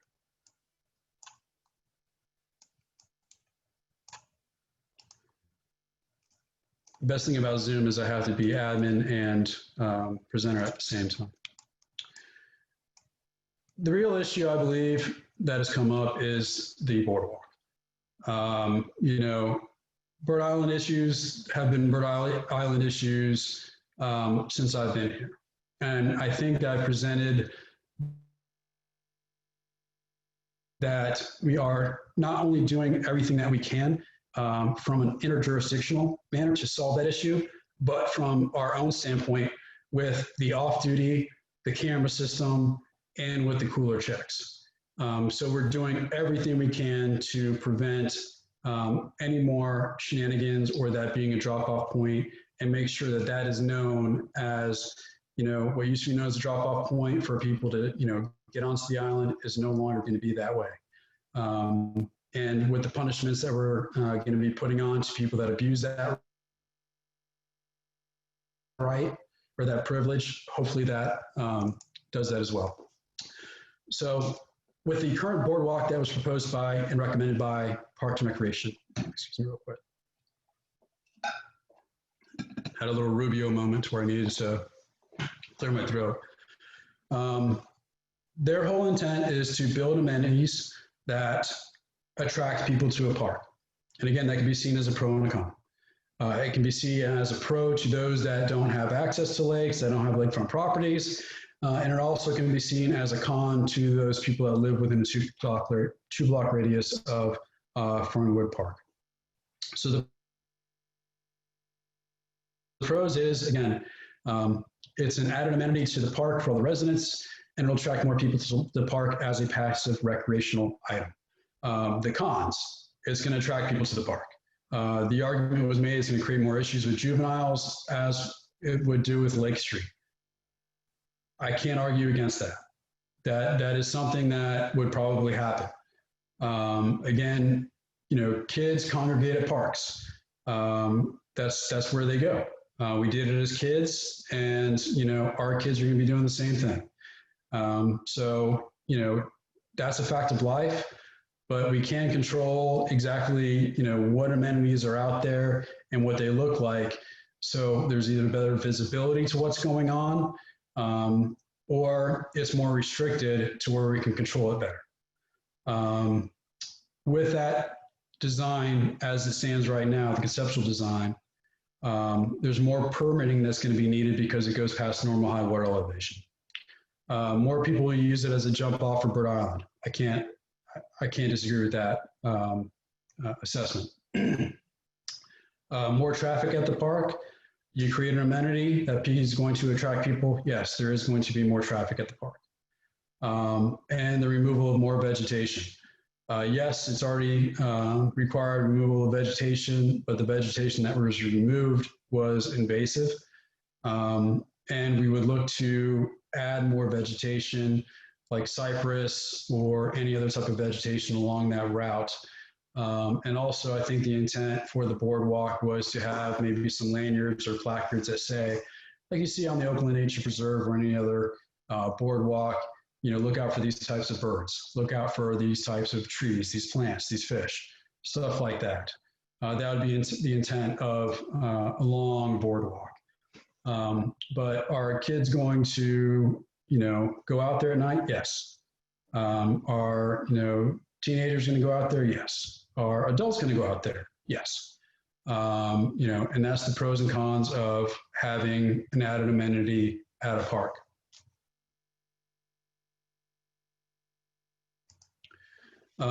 So one of the compromises that came up was from a resident who lives adjacent to the project that I think, I'm not throwing my opinions out there, but it is a compromise. For those of you that are pro boardwalk or against boardwalk or pro amenity versus no amenity, it's at least a compromise that is being thrown out there for discussion. Would be to reduce the scope and size of that boardwalk. And again, the pros and cons of that.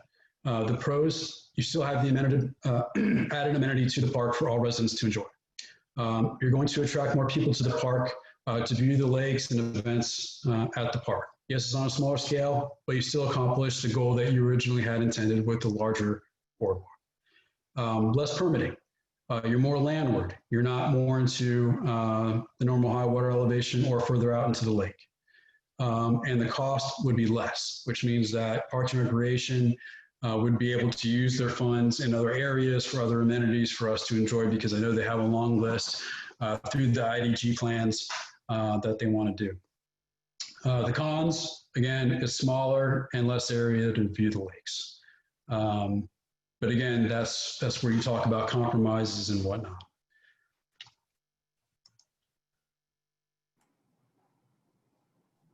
So for discussion points, and here's where I'll open it up to everybody when I get to it. But the first thing I want to talk about and have us discuss, and remember, I'll call on individuals one at a time. So wait for me to call on you. What are your thoughts on, okay, number one, you have the Parks and Recreation version of the boardwalk, conceptual.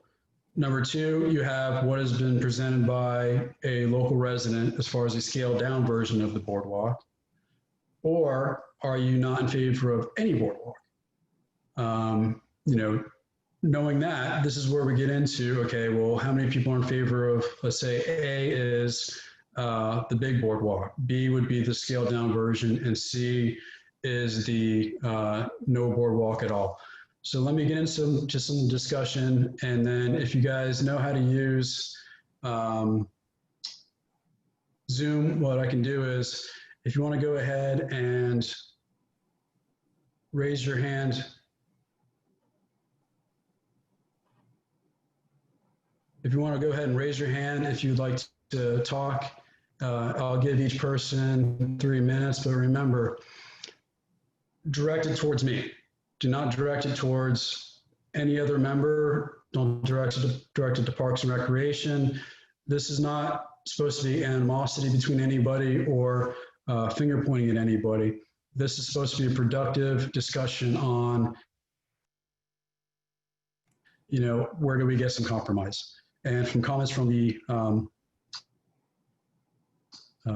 chat box, you'd only need one gate. That's fine. It was still at the very beginning. It would still be where you still need a boat pass to access the entire. The boardwalk is not accessible via boat. That would be from Nora Brophy. Agreed. The boardwalk would not be accessible from boat, but the argument would still be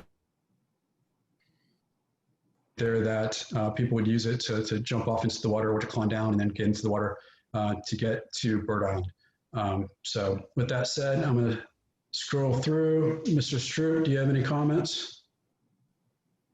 If you do, Yeah, you hear me? yes, sir. Let me go ahead and get the clock. Yeah, please do. It's not that I have a lot to say, it's just that I don't keep track of time very well. Right. So I think we can all agree that, it probably affects me more than some people, so I'm willing to listen to anything anybody has to say. However, saying that, I will say there's a lot of incidents that happen at the boat dock that nobody ever knows about that I do know about. So in that regard, I think what I say has a lot more weight than some people because they don't see the things that I do. Plus, I'm a retired cop with a lot of time and blah, blah, blah. Anyway, we all agree that the jumping off point for the boat dock is the primary concern of what's causing most of our residential problems here in Windermere, outside of what's going on in Bird Island. So I'll have to say that if we agree to that, that the dock is the issue, the jumping off point, the gathering point, the teen hangout point, this happened over at the other dock, if all that is true, then any increase in the size of the dock is just going to be an increase in the size of the problem. It just stands to reason. There's no other way to put it. So for me, it makes no sense to do anything. If we're saying that A causes B and we make A bigger, then we're going to cause more B. There's no way around it. If we're saying that the boat dock is causing all these problems, not the access to the boat dock, because we're admitting that it's a public park and we want people to go down there, but we're saying the boat dock itself is causing all the problems. The boat ramp, you guys did a great job probably solving that totally. The liquor part, alcohol is a big issue. But if we're saying that the boat dock is causing the problems, or at least a focal point of the problems, then from my perspective, increasing the boat dock size is going to do nothing but, no matter how much else you do, regardless of what you do, if that's causing the problem, then increasing the size of that boat dock is going to increase the size of the problem. That's it. All right. From that perspective. Thank you, Tom. And just for clarification's sake, the intent is not to increase the size of the boat dock. They're creating a boardwalk that would be connected to the boat dock, but it would not be an extension of the boat dock. But again, understandably that, more amenities, more issues, but I just want to make sure that that point was clarified. So, Yeah, thank you. That's correct. all right. Mr. Withers.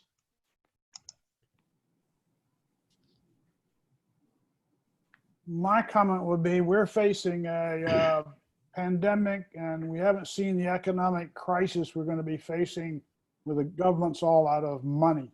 We ought not to be spending any money right now. The other thing is we walk down to that boat dock twice a week at least, and we can't get on it now because you don't want to be sitting on that bench with somebody else. So I would think we'd want to wait until some of this pandemic gets over, some of the economic crisis bypasses us, and we can analyze this thing clearly. I certainly think that the alternate plan B has got more merit than alternate plan A.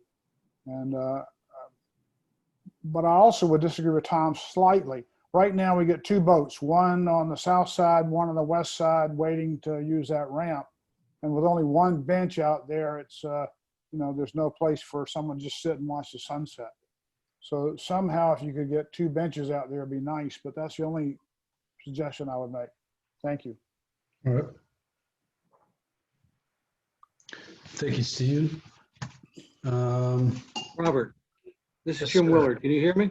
Yes, sir. Can you put up the alternate B map again, please? Yes, sir. That's what you're talking about? Okay, thank you. While I can't disagree with anything that Tom said, and you did a good job of presenting all the issues we're looking at today, I want to separate the Bird Island issue from the Fernwood Park improvement issue for a moment. I know what's being done to try to address in the near and short term the Bird Island issue, and I think that will eventually be resolved. I've been there, my wife and I have lived there for 37 years. It's only in the last couple of years that really has exacerbated to the point where it needs to be addressed, but I think it can be, and it's largely out of the town of Windermere's hands. What's in the town of Windermere's hands is what kind of improvements to make to Fernwood Park. Fernwood Park today looks much like it did 37 years ago when I moved next to it. It's primarily a boat ramp.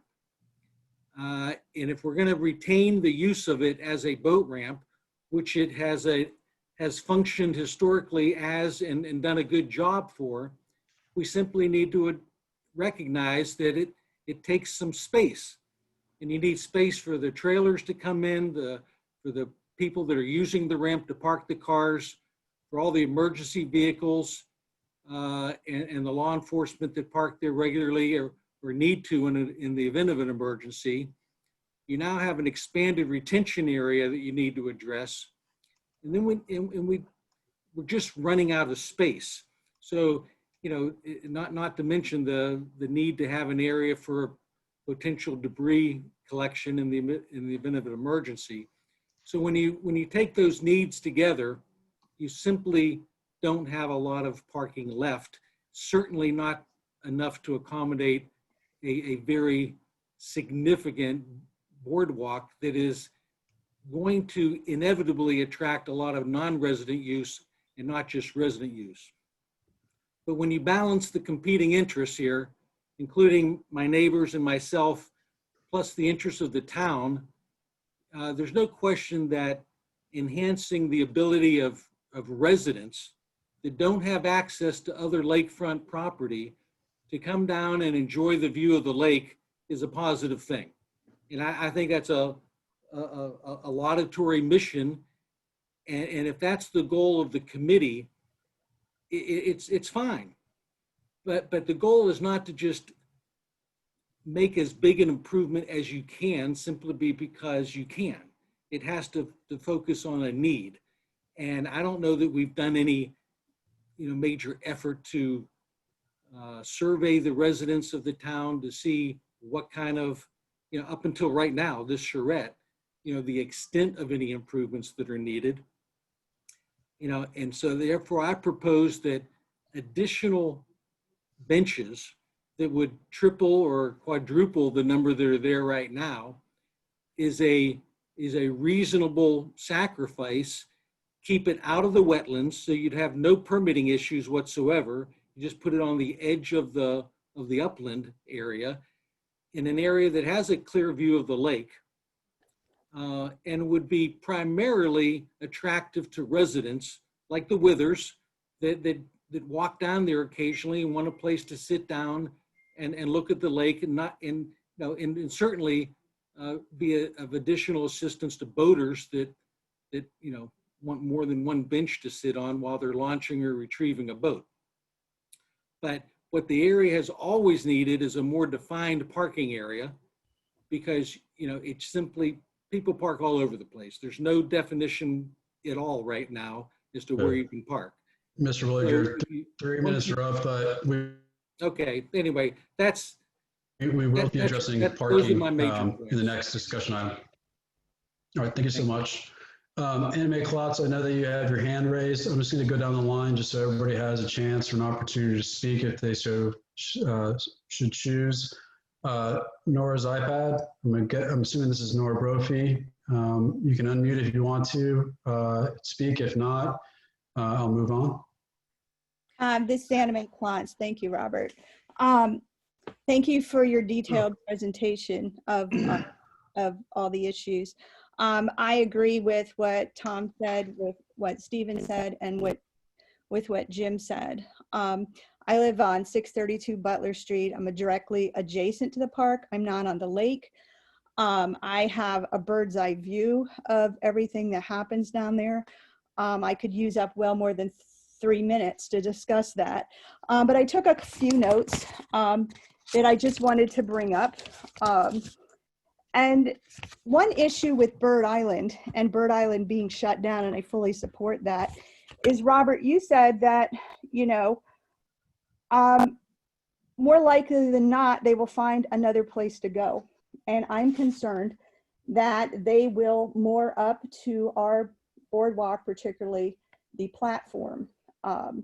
The park is used for a jumping off area to Bird Island, a swimming off area to Bird Island. And it also is occasionally, or often, a destination in itself, and I have photographs of that. I also, Lake Street was mentioned, and Robert, you said that, you know, if we build this, Lake Street will happen to us. And I guess one question to me is, how well are we able to take care of the Lake Street problems? How well are we able to police it? How well are we able to pick up the trash? And I think from what I know, from what I've heard from other people and the neighbors and what I've seen myself, is not well at all. And so I don't think it makes sense to build an amenity. I understand the intention of it. I think the consequences are way too dire for us to build it and then try to deal with the issues. You have a staff of 5, you have a limited police department, and so much of your attention and scrutiny is going to be on the park. So those are my concerns. I don't live on the lake. I have to walk down the dock to see the lake. I accept that. I would support Jim Willard's scaled down version of the boardwalk, allowing for a few benches and for people to look at the lake. Also, I have concerns about the wetlands. They've been deeply disturbed back there, and I have photographs from the spring and then back in August to show the issues with that. So I'm not sure signs are going to keep people from throwing trash and are going to keep people from disturbing, you know, protected flora and fauna. From what I've seen on Bird Island, I don't think so. I've written a letter, I've been vocal on this, and you know, will continue to do so. And if anyone wants to speak to me further or has any questions, I'm happy to do that. Okay. Thank you very much. Thank you so much for your comments. Mm-hmm. All right, moving along.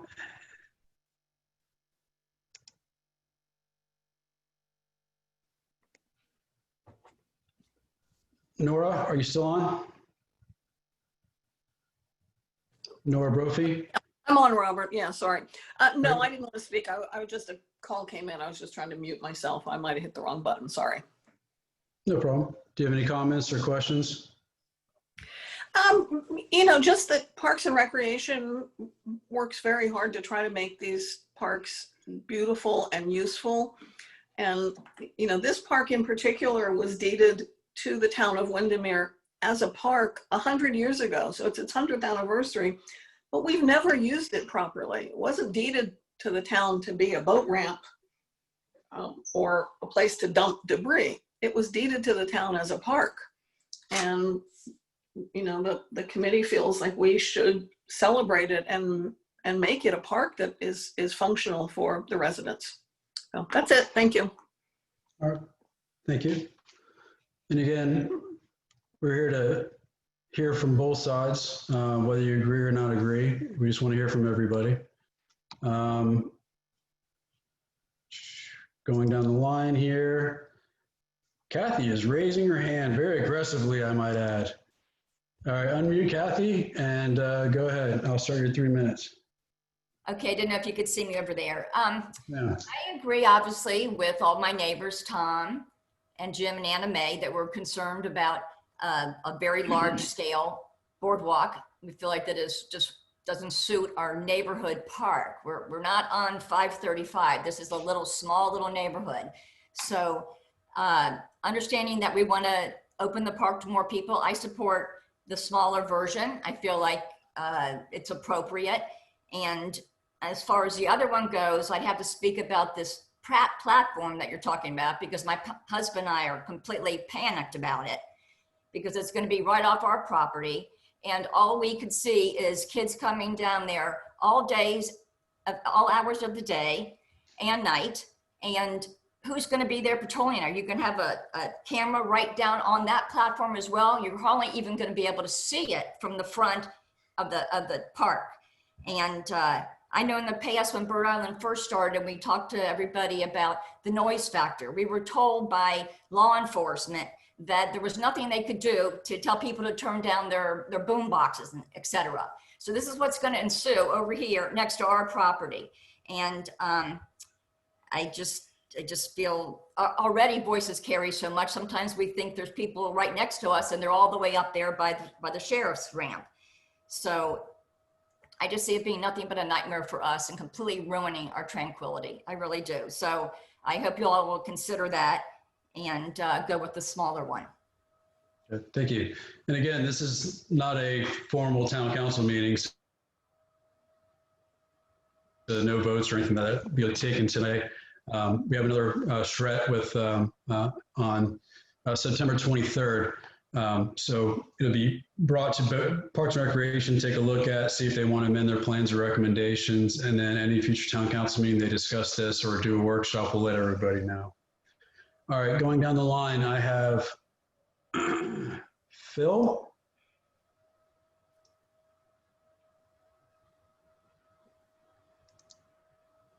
Phil, if you want to go ahead and speak on the issue. If not, I can move on.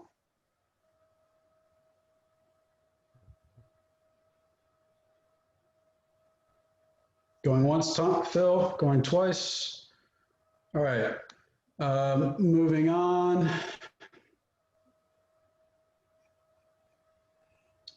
C.T. Allen.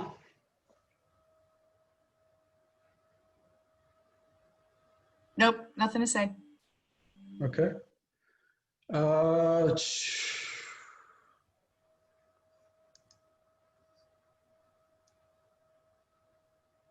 Leisha.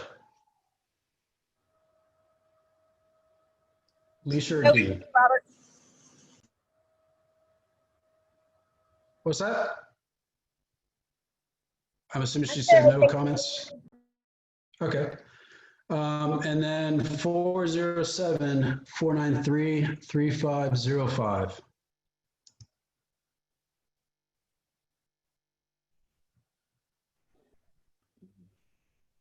Going once, going twice. Okay.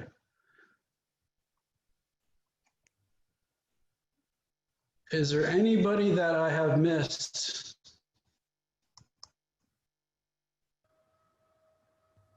That would like to discuss this? I see Danielle Hendricks from the West Orange Times is on, or Windermere Observer, sorry, is on.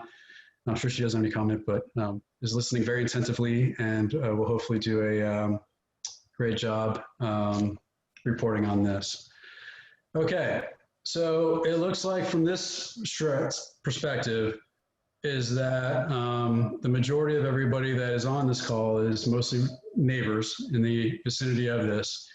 And number two, you know, they're either not in favor of the boardwalk at all or a small scale version, you know, as described by Mr. Willard and Mr. Withers. Would everybody agree to that? Yes? Okay, I see a lot of heads nodding. Okay. All right. Last discussion item, the parking. We all know that there's issues with the parking. We know we need more defined parking, not only for the people that are the boaters out there, but also for EMS. Is there anything that anybody else wanted to add as far as the parking situation? If you can, go ahead and raise your hand and I'll go ahead and call on you. Jim, did you want to elaborate or did you say your piece already?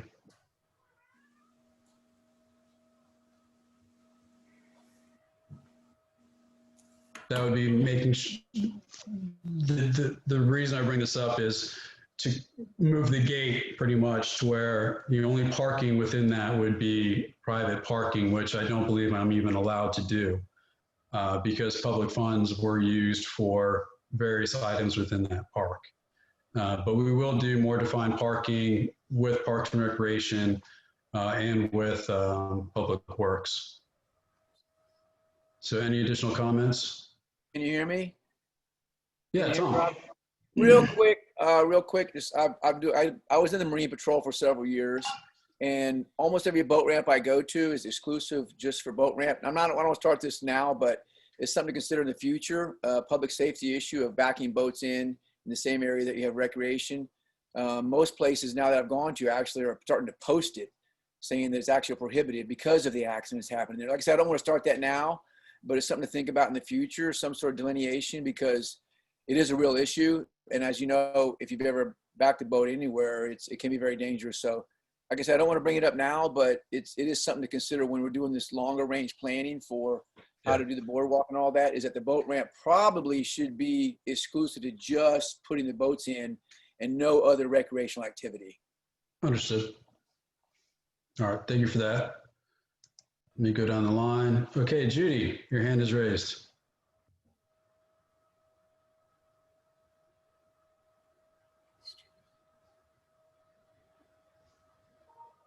Judy, you may go ahead and unmute and speak. Sorry. Yes, we just wanted to mention we agree with Tom and Mr. Withers about the more amenities you have, the more people you're going to have to deal with. We are 3 houses north of the boat ramp, and we get a lot of traffic back and forth with boats just flying by faster than they should be going. And we've had several occasions where cars are parking and people are gone from 8 o'clock in the morning to 8 o'clock at night, and we have a car or more cars in front of our house, and we prefer not to have that. Okay. All right. Appreciate that. Thank you. And then anybody else you'd like to raise your hand? Going once, going twice. All right, that's basically it, unless anybody else had any other issues they wanted to speak about relative to the park itself. I think we've had some good dialogue, productive dialogue, and some good input from especially the adjacent residents. For those of you that live on 7th and live on Butler, remember tonight there is yet another Zoom call where we go over the conceptual stormwater design. So hopefully I didn't bore you enough right now to where you're not gonna be able to attend tonight. But please email Diane to get a preview of the design itself. Again, it's conceptual at this point until we take it to workshop with town. Hey, Robert. Council at the end of the month. If nobody has, Jim, do you have another comment? Robert? Yes, sir.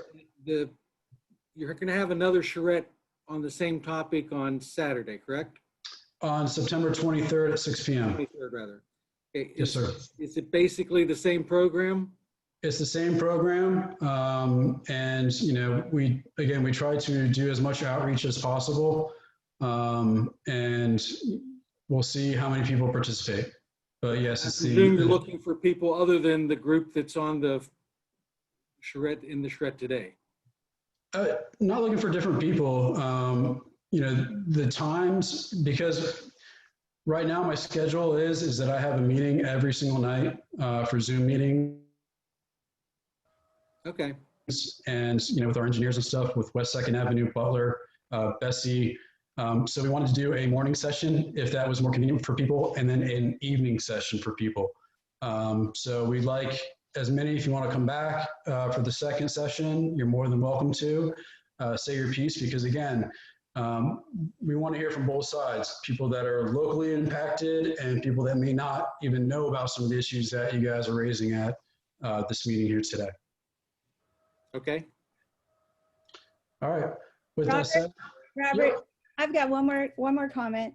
Is Sure. there a way of, I've written a letter. I know there are many other letters out there, and there's documentation for the people on this call or any interested person to read those letters, because they're much more complete than what we've been able to express, during our 3 minutes. Yeah, when we take this to town council, we'll make sure in the workshop that we attach any and all communication from residents to that, and it's a matter of public record, and they can read the agenda, which will be attachment to the agenda. Okay, thank you. All right. All right, seeing nobody. Oh, Judy, did you raise your hand again, or did you just not lower your hand? Oh, her hand went away. Alrighty, thank you guys so much. I really hope this was very informative. And as you can see, we don't like to take sides. We want to make sure that we're presenting the facts. We want to make sure that we're presenting every option that's available, every issue that's available, and wanted to educate you that we know there's an issue. We know there's a problem at Bird Island, and we're doing everything in our toolbox that we can do to, make sure that you're enjoying your properties in peace and quiet, and making sure that whoever is boating out there is boating safely. So take care of yourselves, take care of each other, and I'll go ahead and stop recording and go ahead and end the meeting at this time. So again, thank you all for coming.